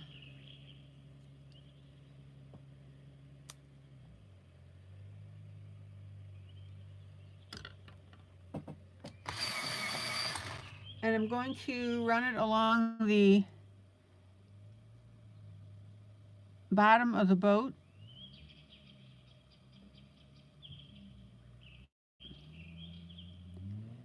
Now, these boats are ridiculously tiny, so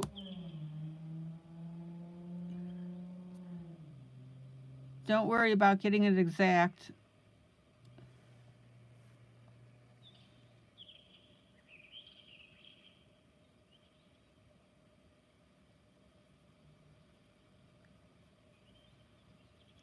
And then I'm going to put a little bit of red, excuse me,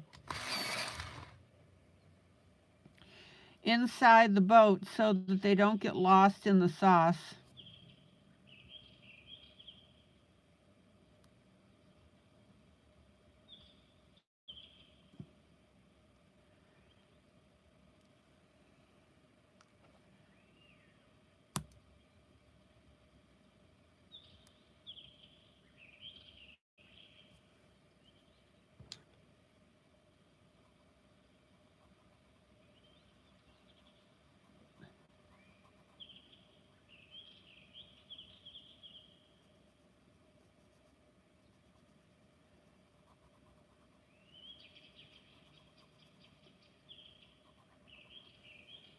All right, let's pull out and take a look at this. It's pretty.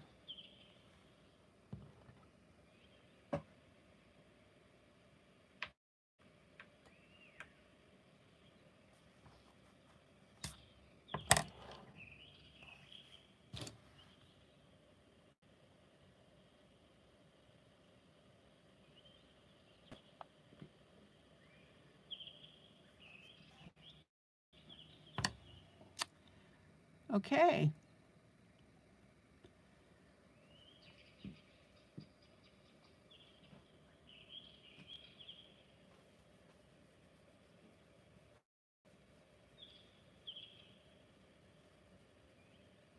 Any questions?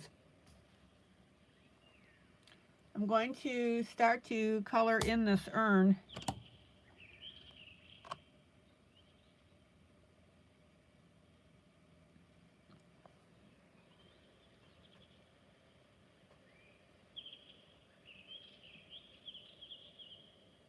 Hi, Lois.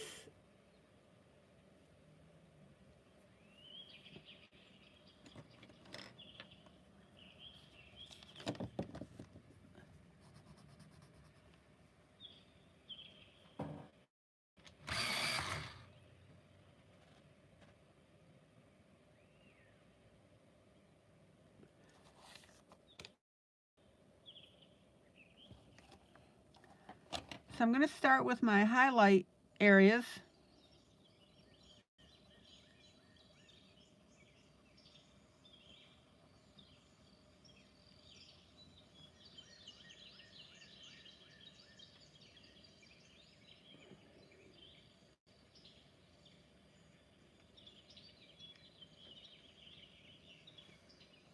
And these are the areas that show up reflection because of their surface.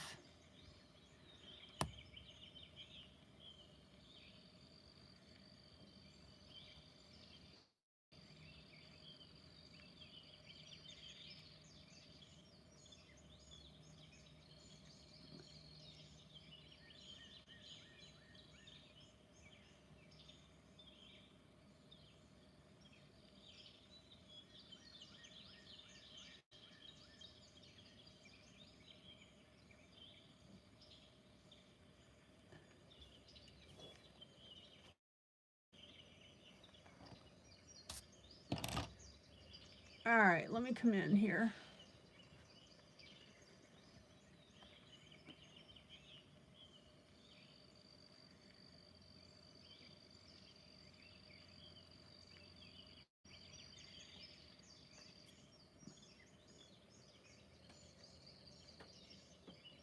Now that area on the top for the reflection is a light green. So I'm going to put my beige in first.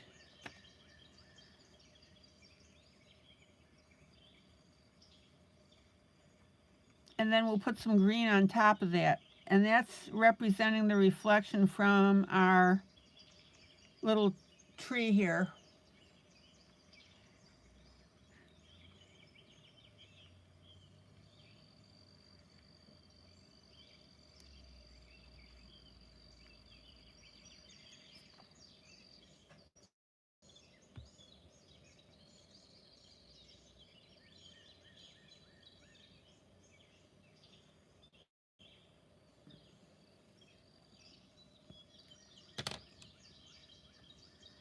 Now, I'm going to put a little bit of light beige on the front here. You'll see why in a minute. This is going to be one of those color layering things.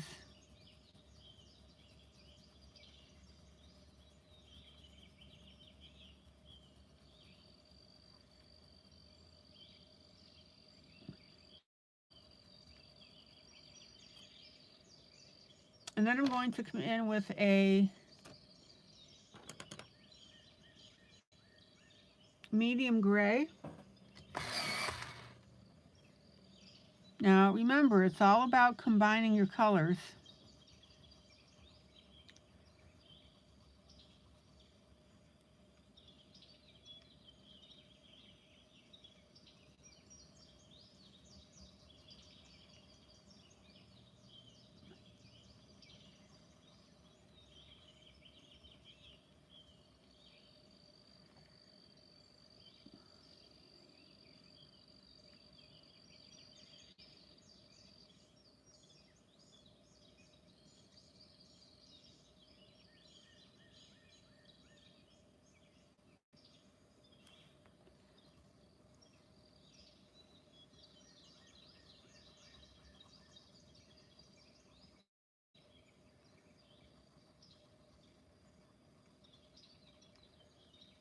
Now, you know I'm coming in with another layer after this, right?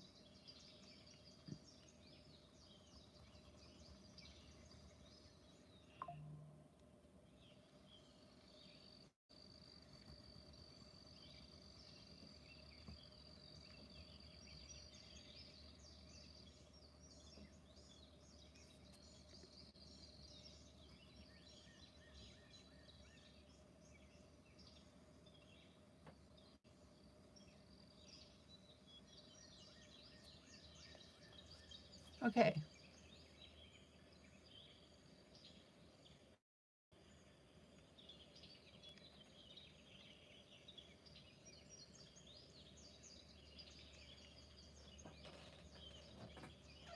Now again, I'm just emulating what we're doing on the right-hand side. Now I'm going to put that light gray over my tan in the center there.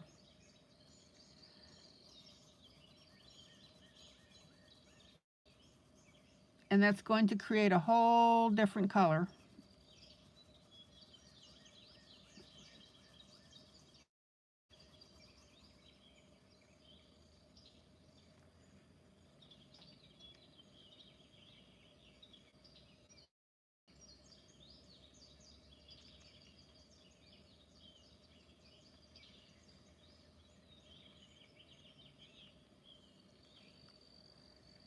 All right.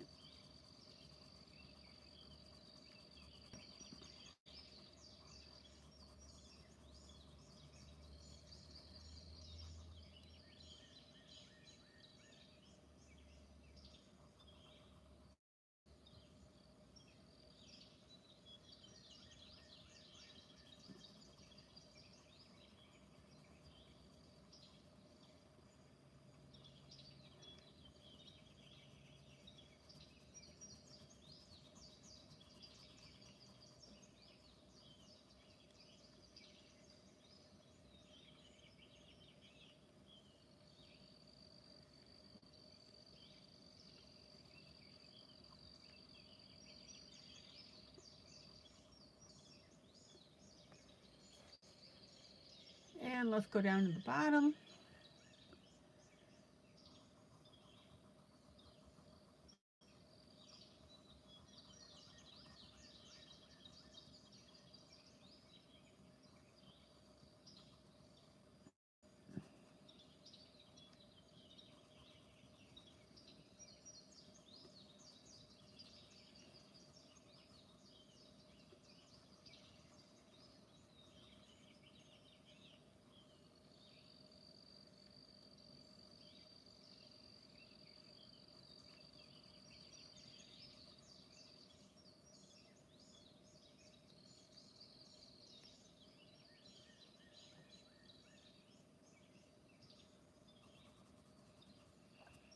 Okay. Now, if you look at the original, there's some shading along the bottom, which is going to give us some depth. That line was never put in by the person that drew the image on the right.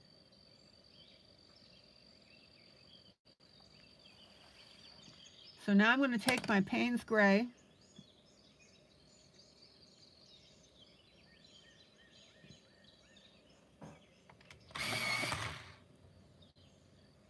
and we need to add that shading underneath.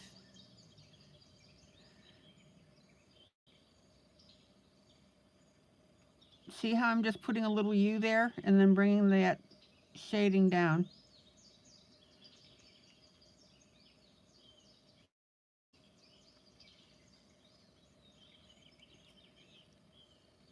And I'm also going to bring it up and to the left.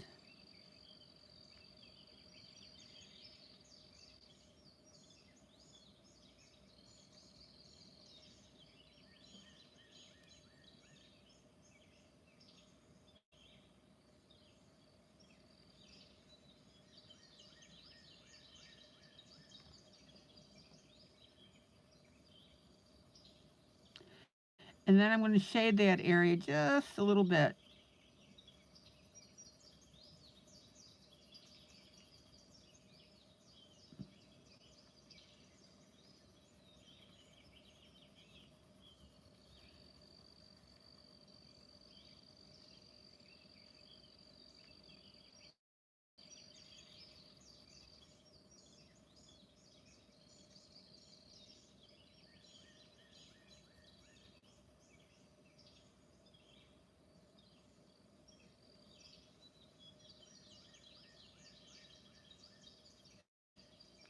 Any questions?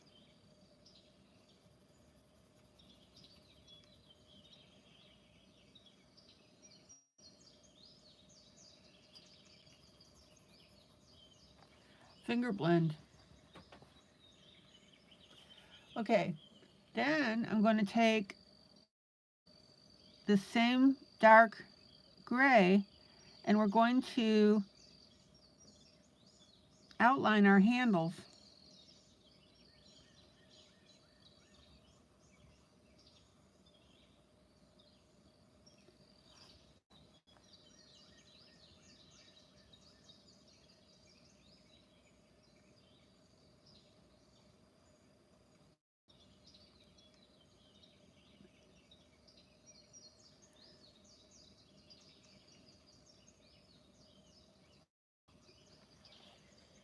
All right, let's do our other side here.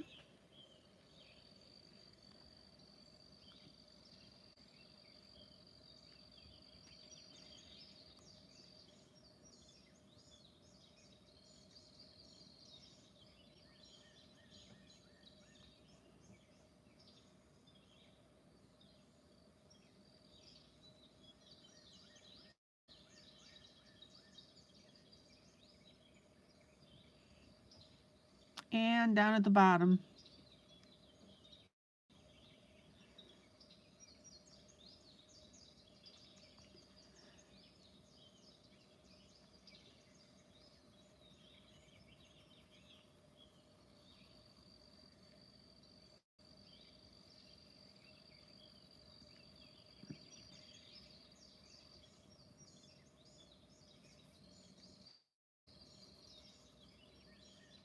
Okay, then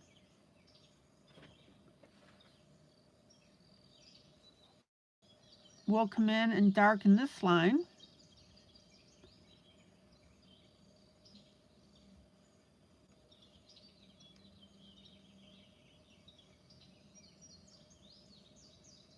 And shade down below. Check it out.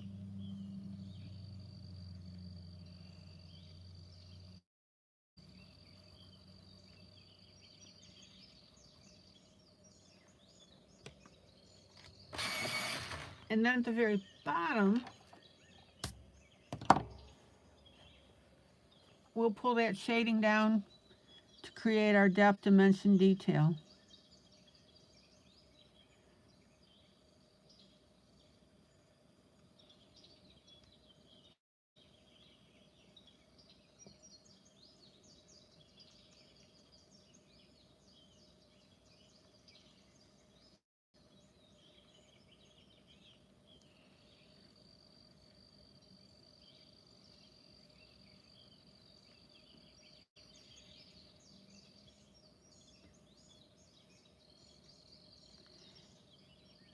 And then our second line down here.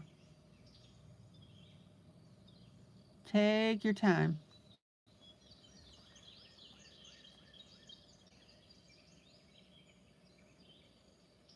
Now, I would say we've got a pretty good representation of this vase.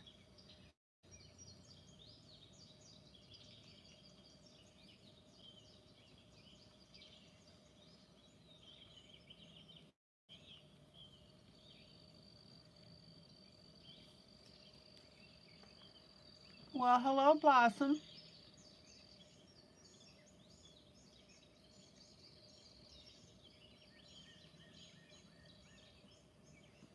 Blossom, we finished the Santa Claus. Do you want to see it?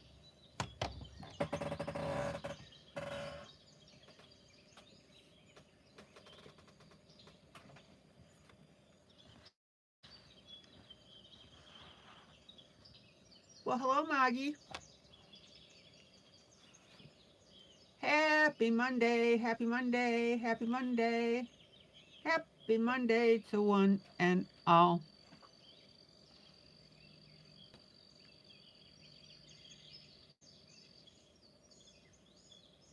All right, Santa is done.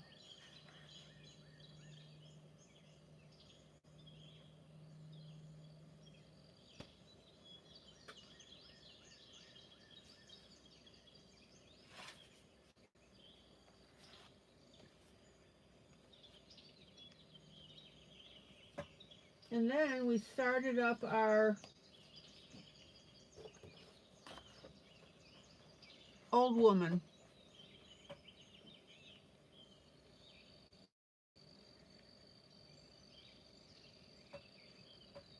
Now, obviously, we need to do blending, especially where those dark lines.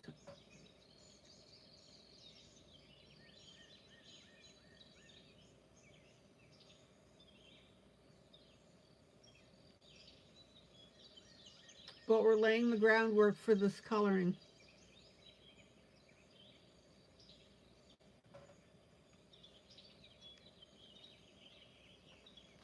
Alrighty.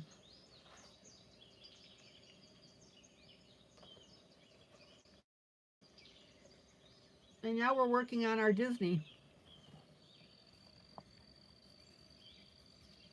I just finished the vase.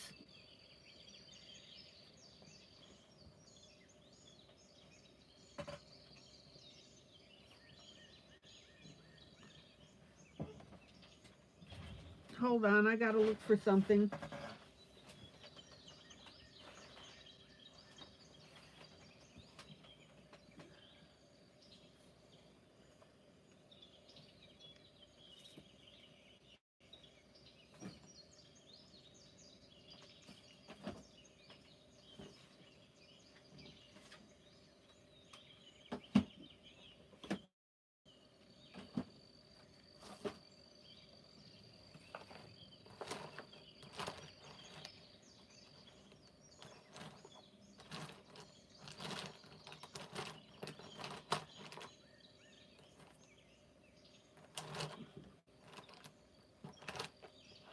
Okay.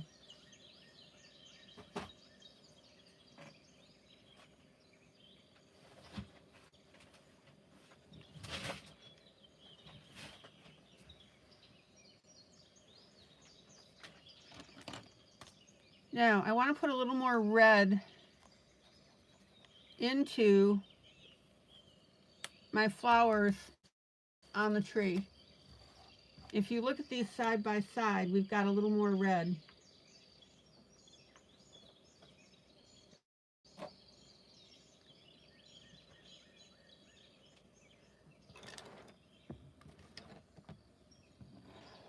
Mamie, go ahead and repost that link, please. That way she can get it directly. All right. So I'm going to take a red water-based marker and notice I'm not filling it in, each flower. I'm just adding a little bit of tint.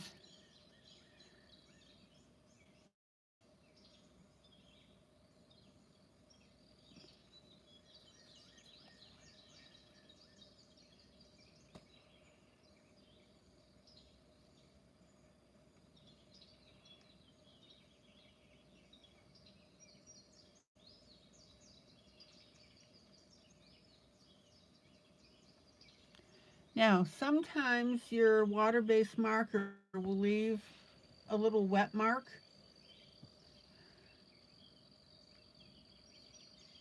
So I just touch it with my finger.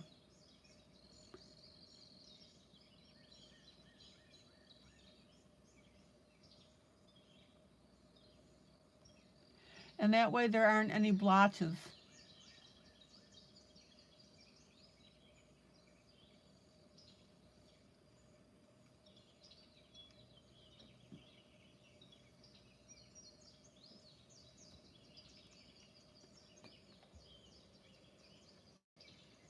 Oh yeah, this is a lot better.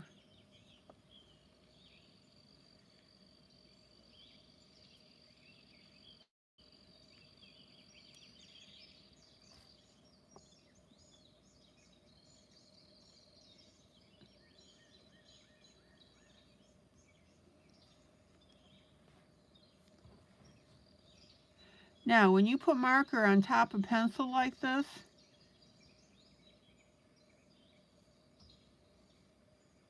it doesn't easily absorb into the paper, if at all.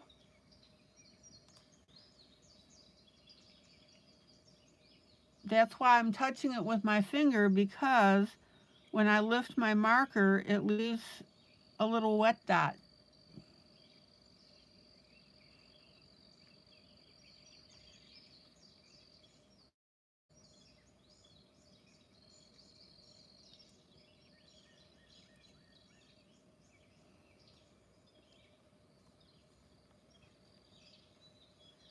Oh, Blossom number 20, thank you. Guys, please hit that like button. It's so little of me to ask you.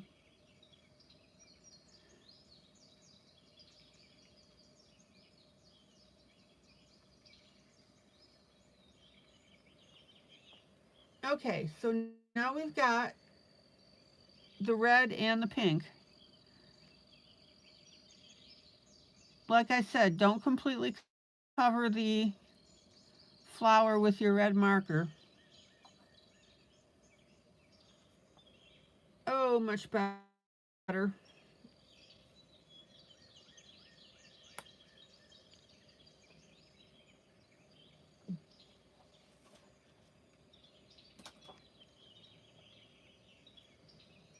Okay. Now, let's go back to our little vase or urn or whatever you want to call this thing. And I'm going to come in with my Payne's Gray.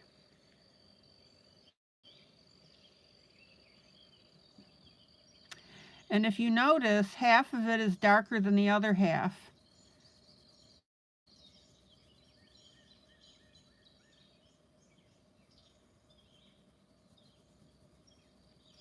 So the part that's darker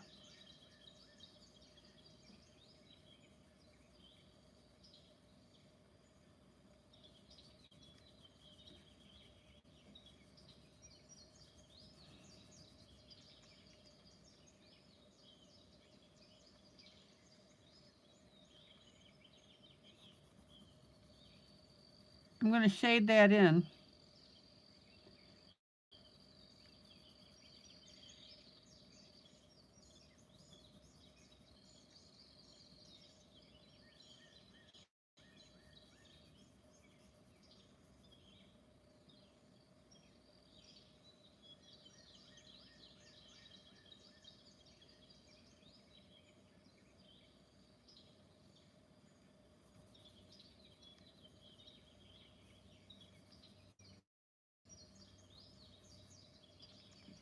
All right.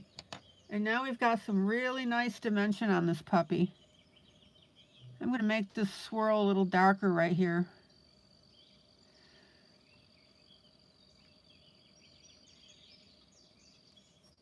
Details, guys, details.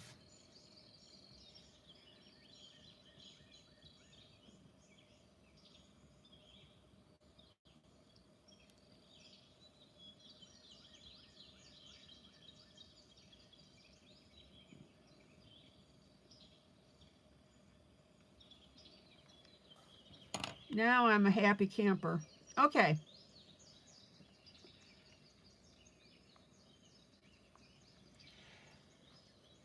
Now, over on this area here, this blank area, we've got a light grayish mist from the falls.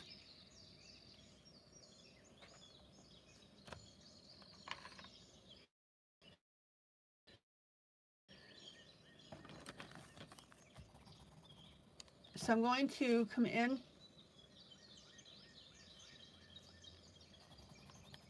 There's my gray. Not too dark, not too light. So Sarah, you printed the picture of the lady and the ink did a great job. So I'll start tomorrow so you can let it dry and work more on the picture you shared. Yay, you got your printer. Isn't it wonderful not having to run to the library?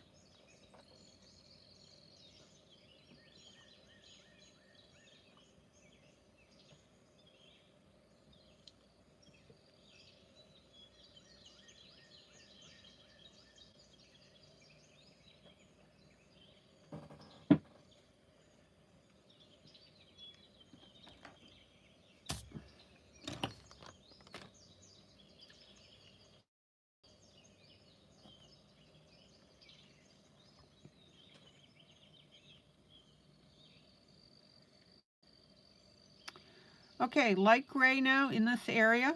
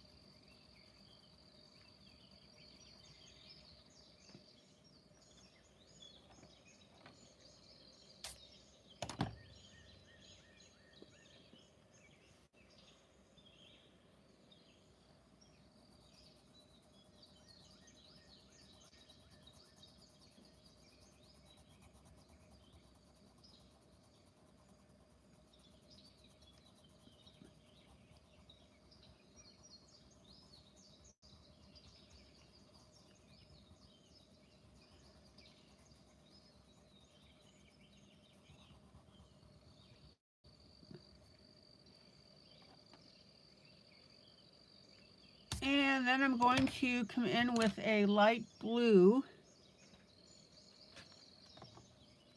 Is Beauty and the Beast my favorite Disney story animation? No, not really.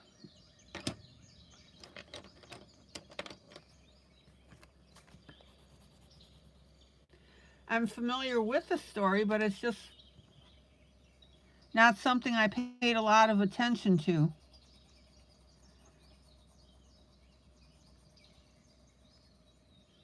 Okay.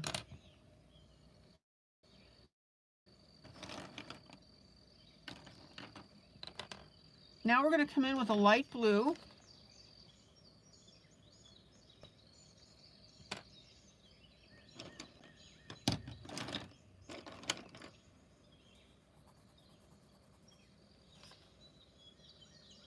This is a bluish purple.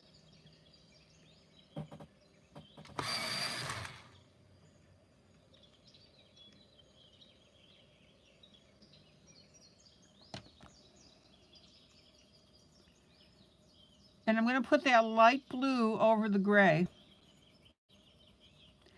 And what that's going to do is that's going to make this whole area look misty.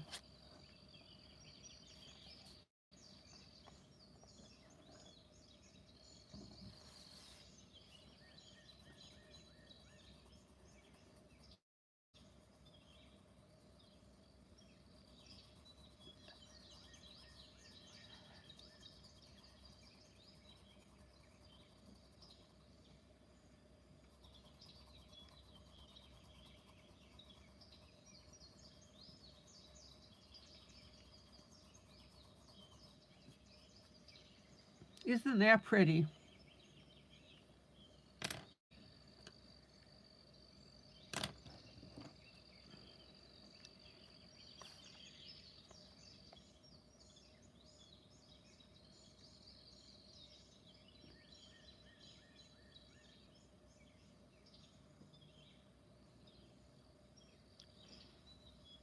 And then I'm going to come in with my Payne's Gray.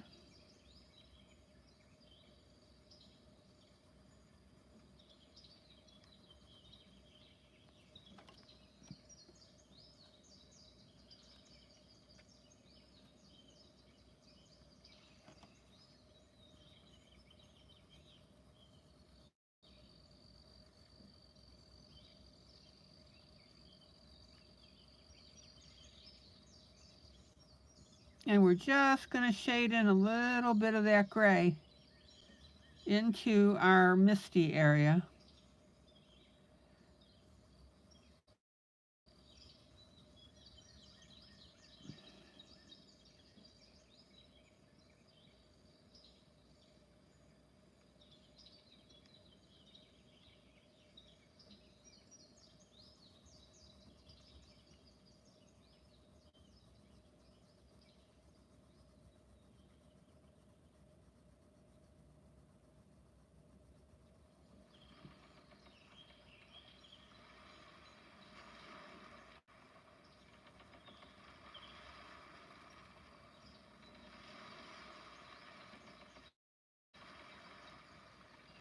Okay.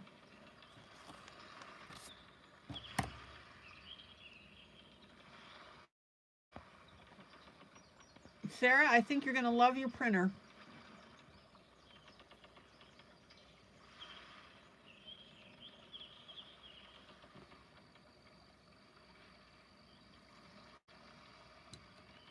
Okay, now we have a little bit of a light gray area here that I missed to the right of the urn.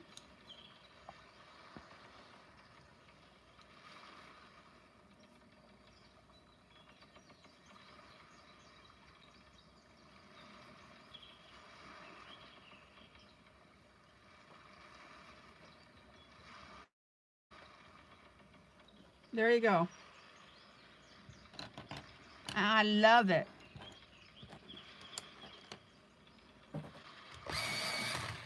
Now I still want to get a little more white on my waterfalls.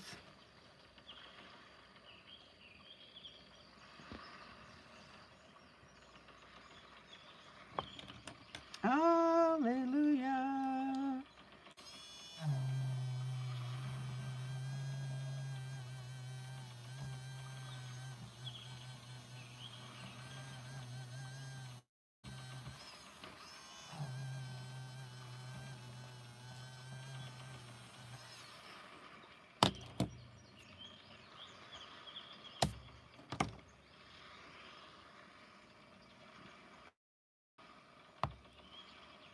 So at these high points, there's like 2 or 3 falls. The water comes down, gurgles here, goes back, goes down again.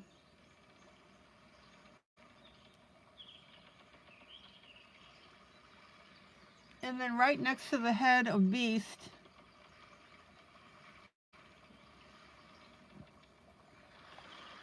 we've got that lightness in the falls again.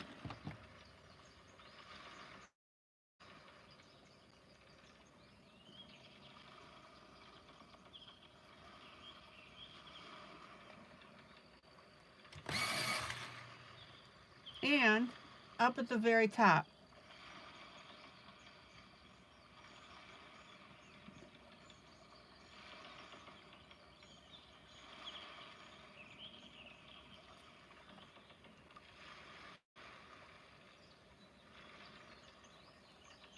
And then I'm going to use that white to come down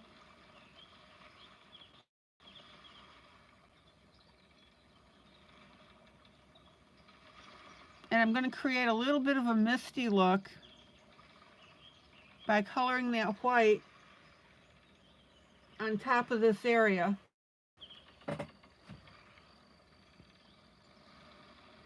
See how I'm doing that? Pay attention to this, guys. If you ever have a situation where you need to color in a little bit of mist, this is it.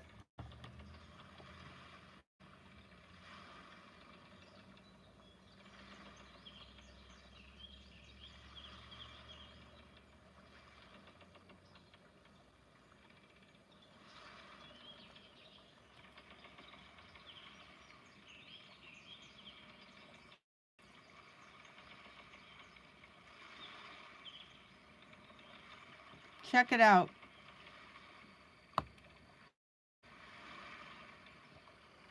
Mist is not hard to add to a water area. And notice that I'm tending to color in circles where I'm adding this highlight.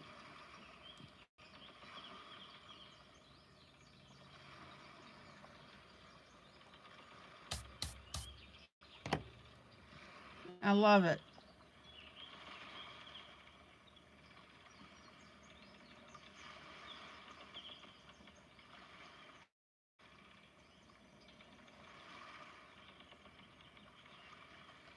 All right, let me pull out. Questions, comments? We done good.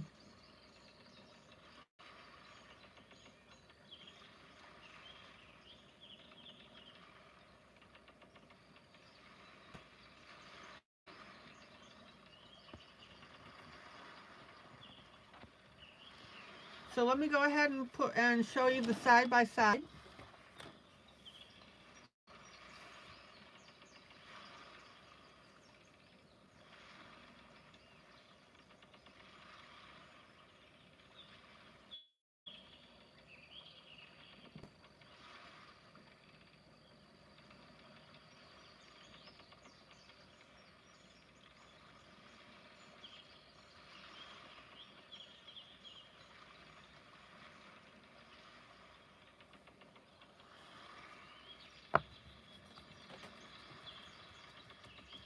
And I'm going to go ahead and smudge this green area, greenish gray area around my tree.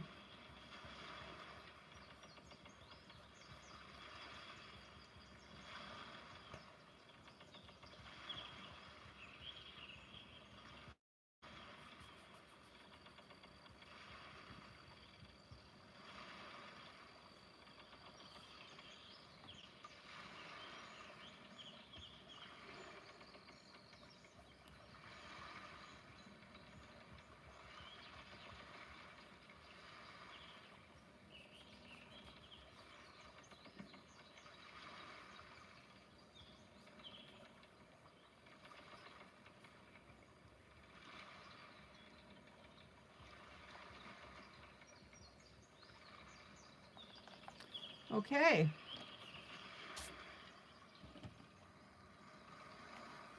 Oh, Sarah, you did get some eyeshadow for the skin tones that you'll use for the picture you're doing. Cool.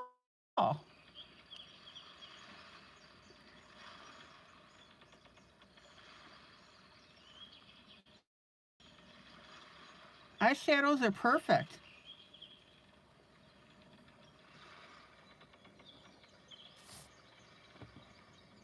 Okay, so as you can see, we've basically got the upper right and area coming down colored up.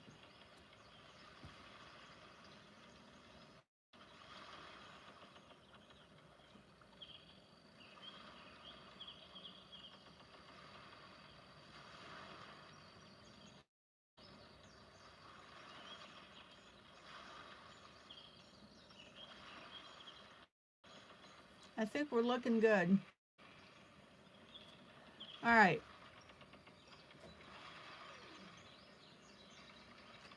Now I'm going to go up into the upper left-hand corner and work on this castle.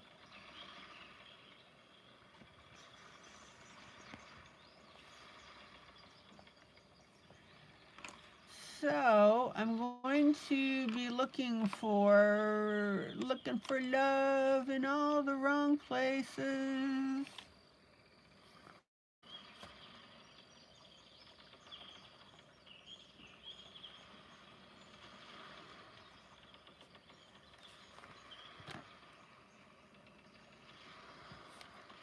It's a maroon color. This is it right here. And this is a Crayola twistable pencil.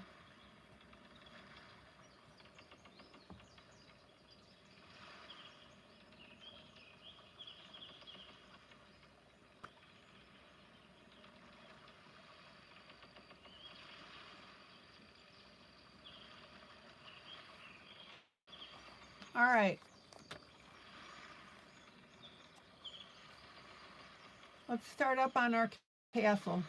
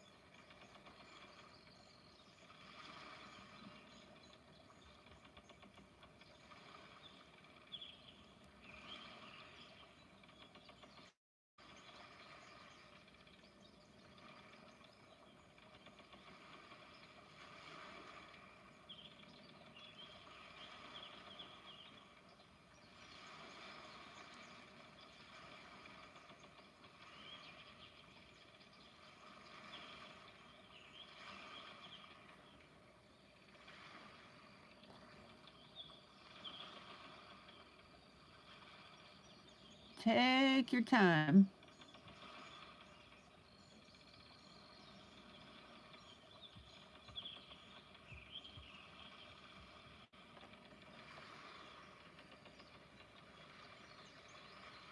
All right. Next roof area.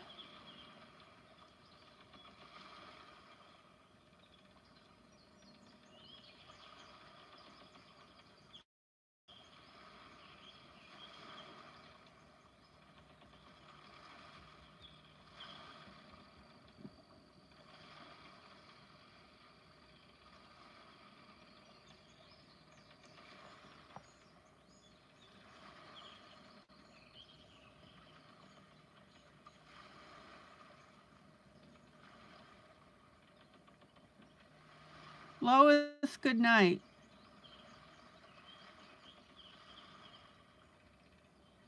Have a great rest of the evening.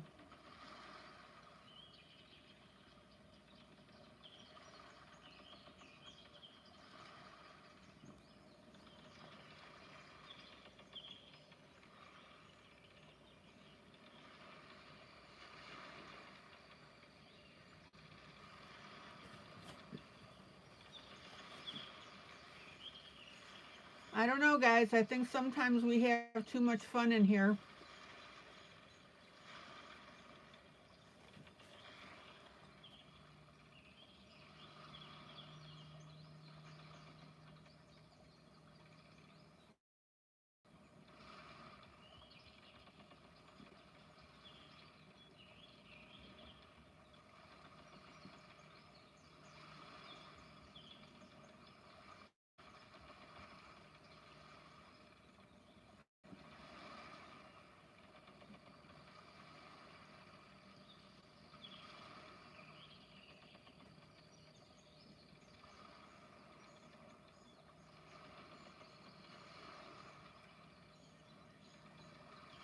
Let's see here.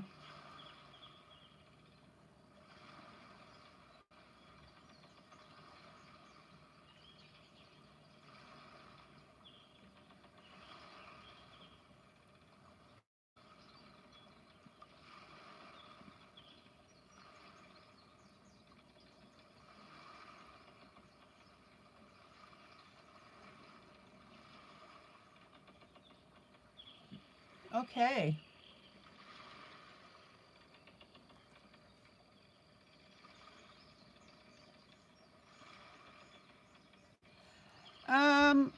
No, this is not a pen. This is a Crayola twistable.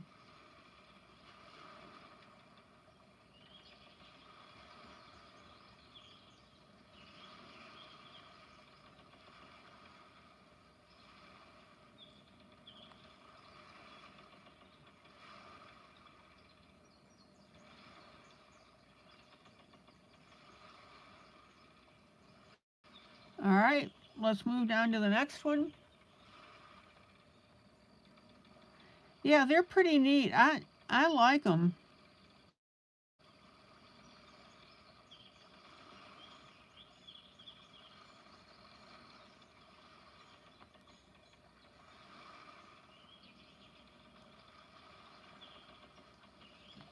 And if you're really careful, you can sharpen these.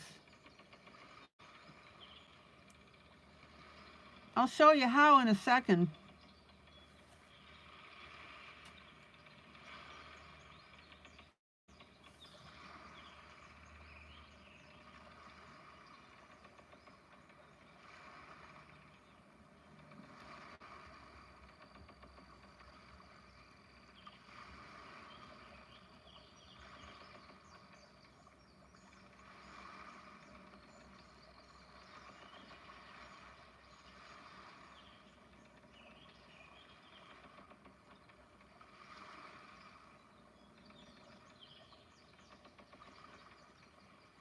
All right.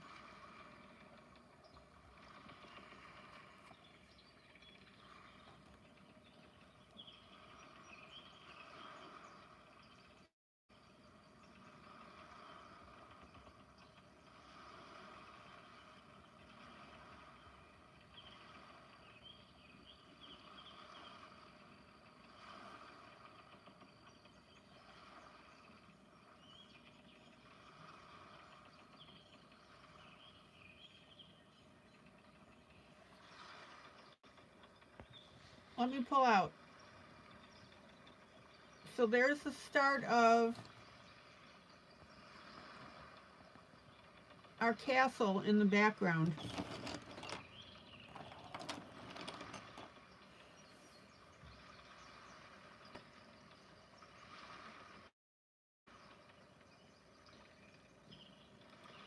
All right, let me show you how you can sharpen these.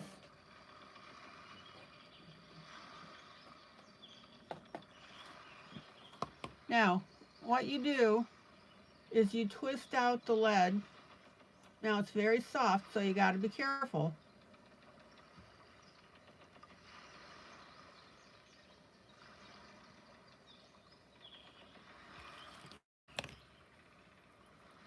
And you very carefully use one of these little doohickeys here.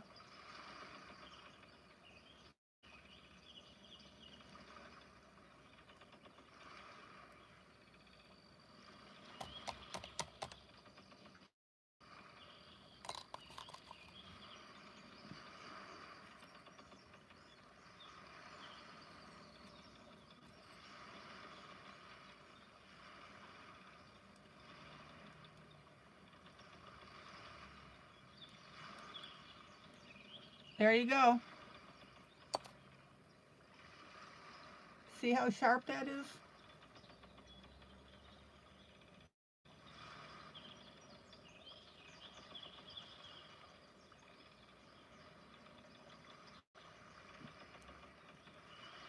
All right, let me retract that. Now, I think the colors are really good on these. Let me look them up and see if they're on Amazon.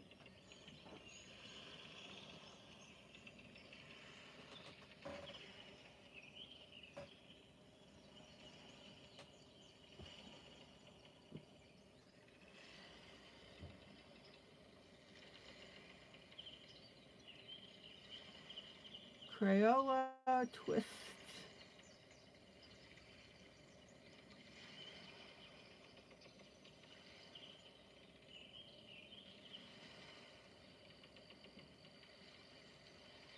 Oh yeah, they've got them. Now here's a set of 50 colors.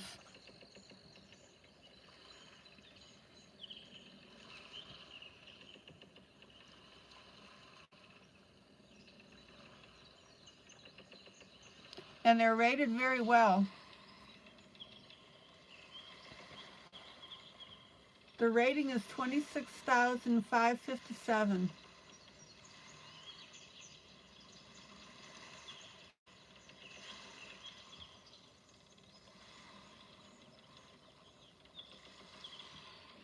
All right.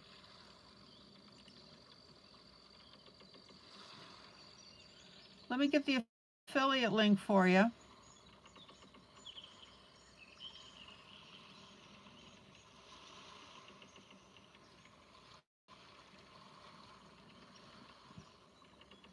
I'm going to send it to Mamie. Oh, Kitty, you got them from Walmart. There you go.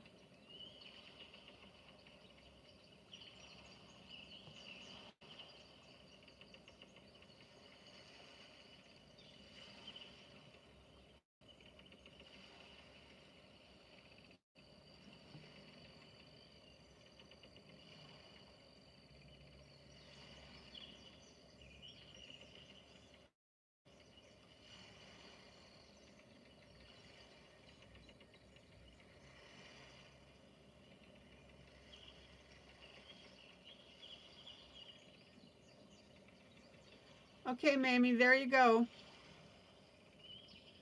So she'll go ahead and post those in the group for you.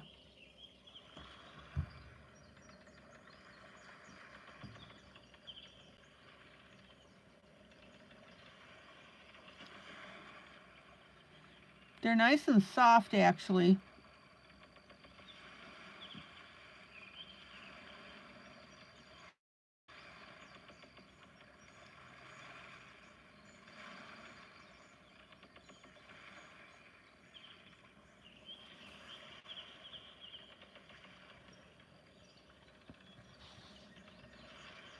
And now that I've sharpened this,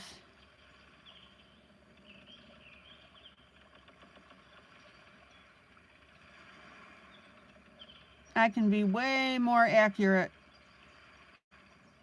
with my windows. Or not my windows, but my tiled roofs.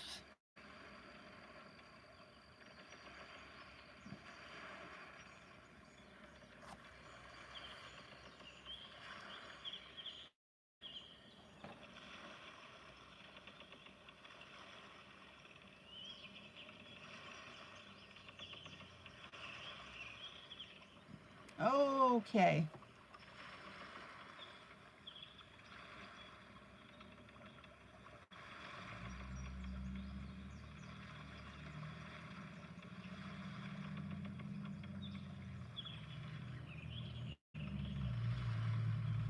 Now I'm going to guesstimate how wide this window is because it wasn't drawn all the way to the edge. But I'm still going to color around it as though they did.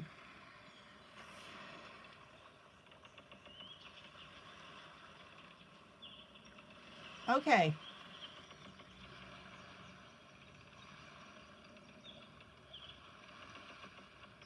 Payne's Gray.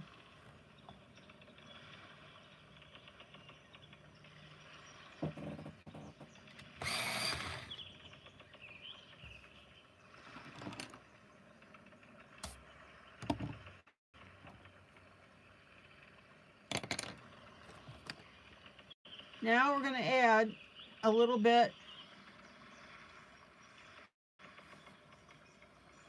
of our shadowing here and shading.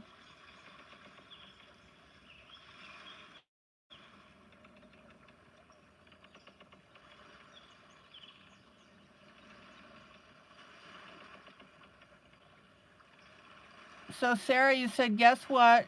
I'll be putting the gems on last next time and gluing them down. I would.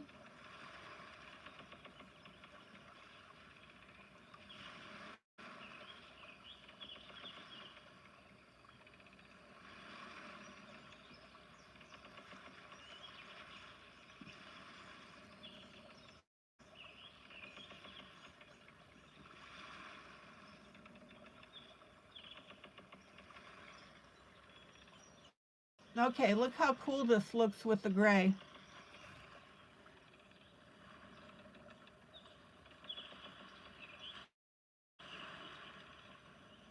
Now, the gray works best around objects.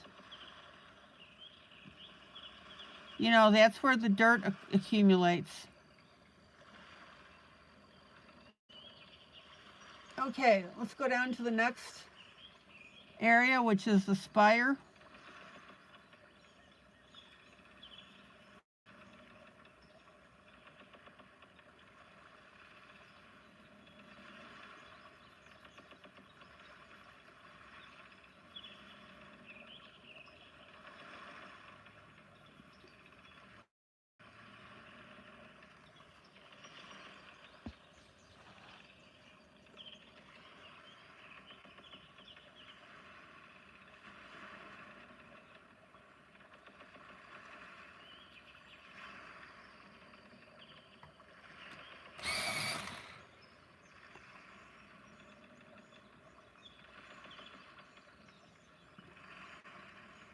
And then we'll have our gray on the right-hand side.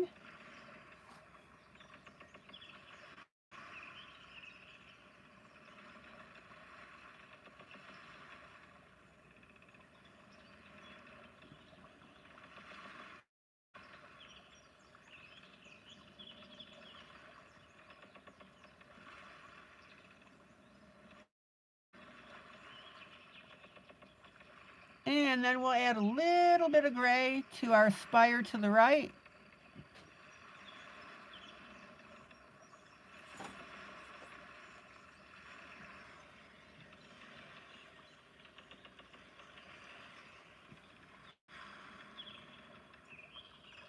And then we'll come down here.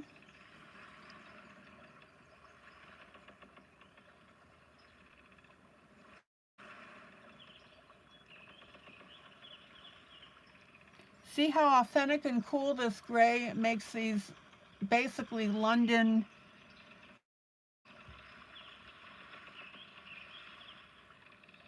structures look.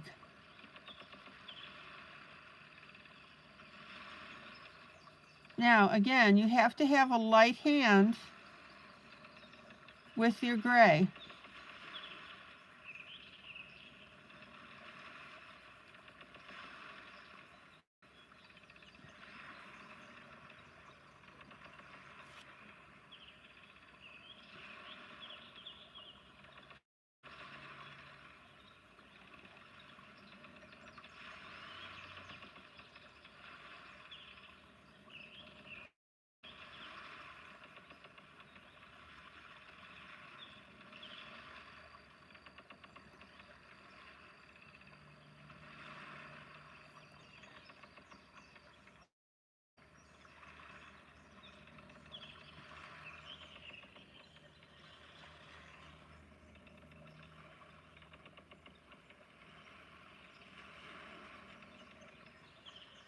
Okay, let me pull out.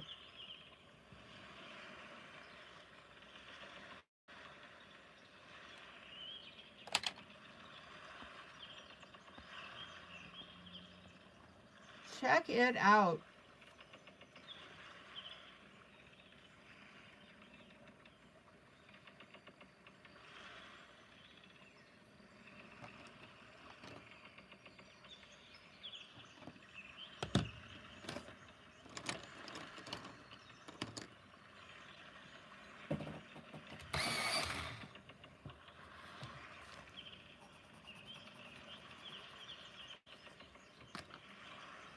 Well, I hope you guys are enjoying the creative ways I show you to do your pictures.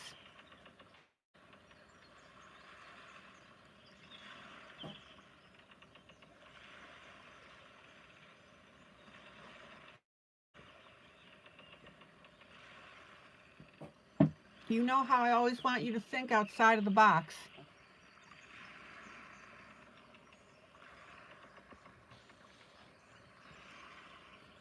All right.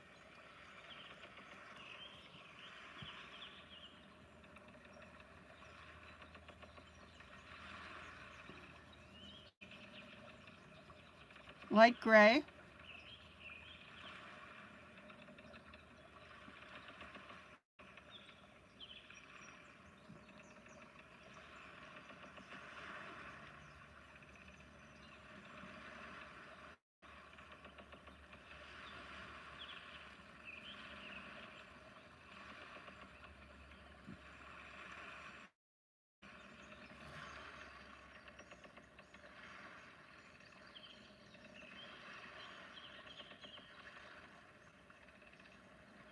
Sarah, I tried to justify it, but coloring, oh, first would have been nice if I'd remember.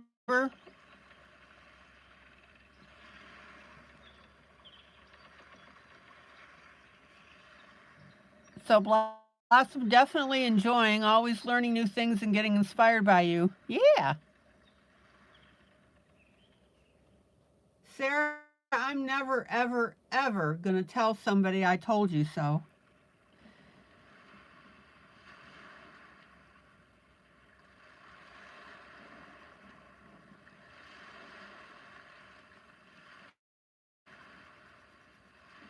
That is not my style. At all.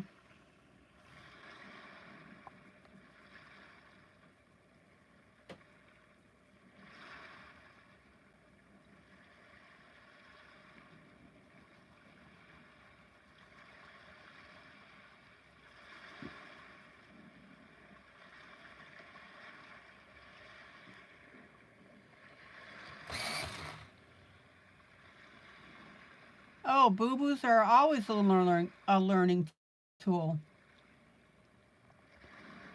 Absolutely.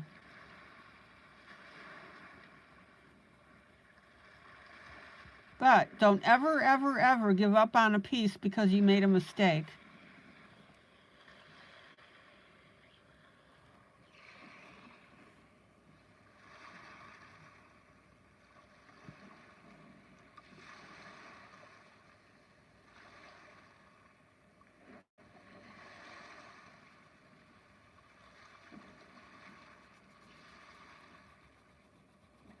Well, Sarah, that's part of life.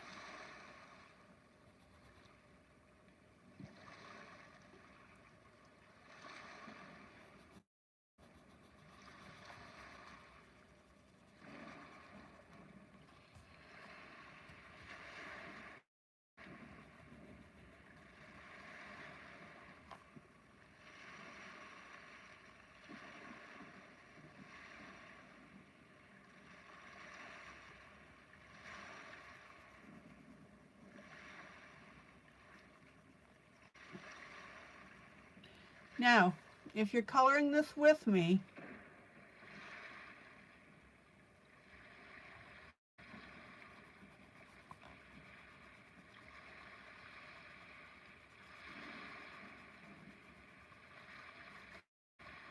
work your way down to the bottom.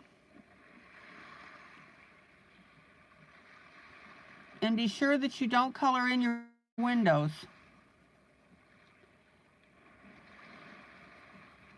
I've got another plan for those.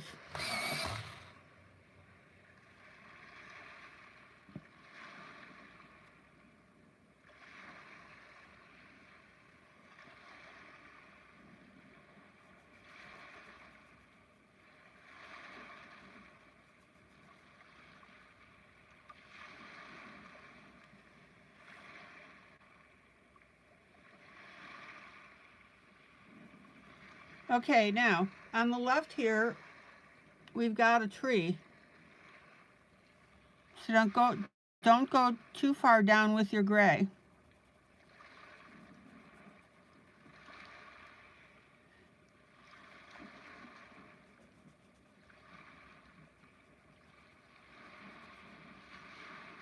Guys, let me put it to you this way about coloring. If you don't make mistakes, you are not learning.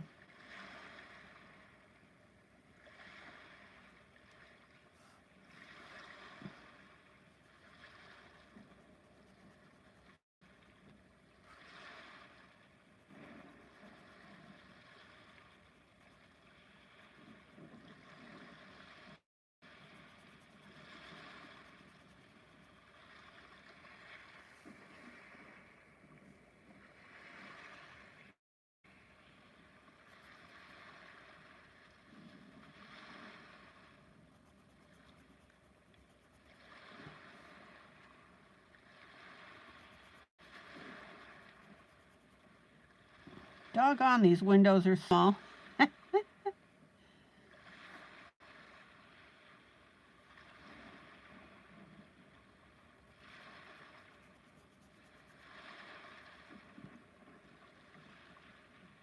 Hallelujah. Amen, amen. There's a little window right there. See it?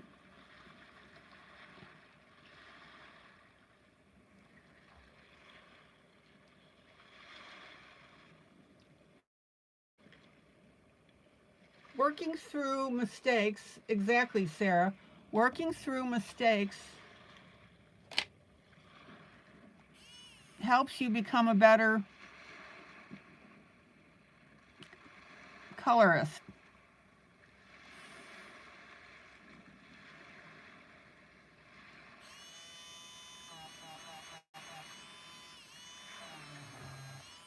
All right.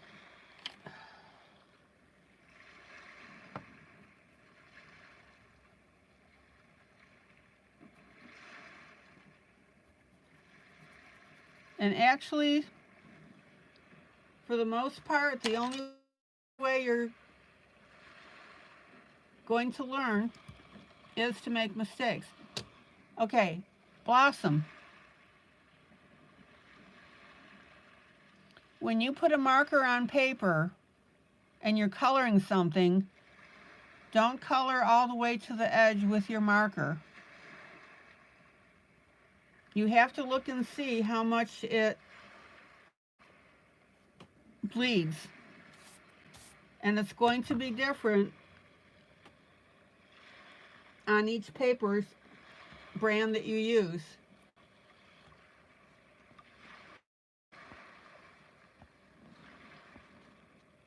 Okay, guys, let's take a look at this. It's about that time. Boy, tonight went fast.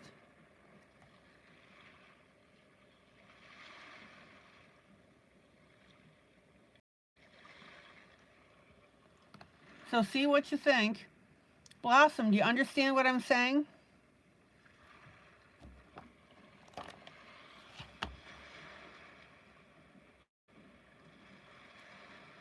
When you go to put marker on something, put the marker on towards the center of the object so you can see, you can check the bleed. I never, ever, ever color right to the edge with a marker. Okay, I'd say we got a lot done.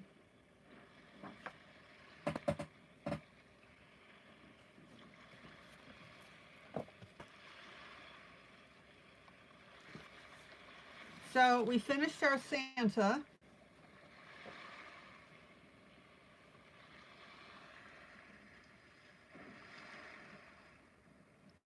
Now, one thing I want to point out that I had happen.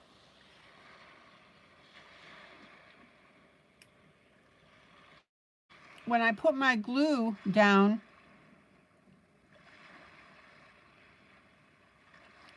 it looks like it made some of the pencil color run. So you've got to be really careful.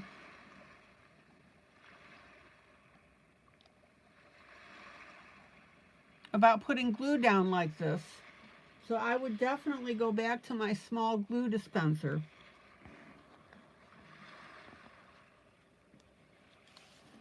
Okay.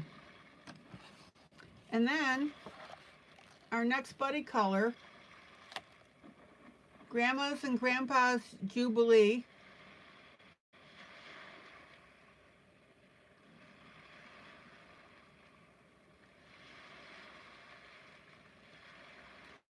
I was texted by one of my peeps, and they wanted me to do a face with wrinkles on it so you could see how to do it.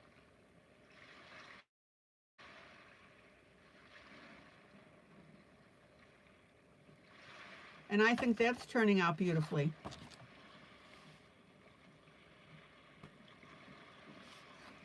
Okay, guys, this is ILene Vick for Teaching Adult Coloring with ILene Vick. Guys, joyous, joyous coloring, love on each other. That's what we're known for. Please, please share this broadcast. People need to know that they have a place to go if they are alone or disabled or whatever the case may be. That's why I keep asking you to share this, not for me.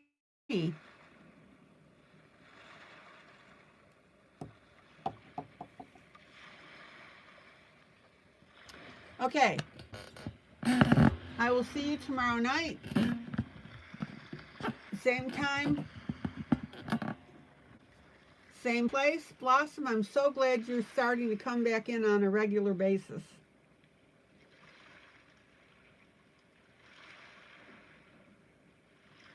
Guys, this is a great place to forget about your troubles for a while. And God only knows we have troubles, don't we?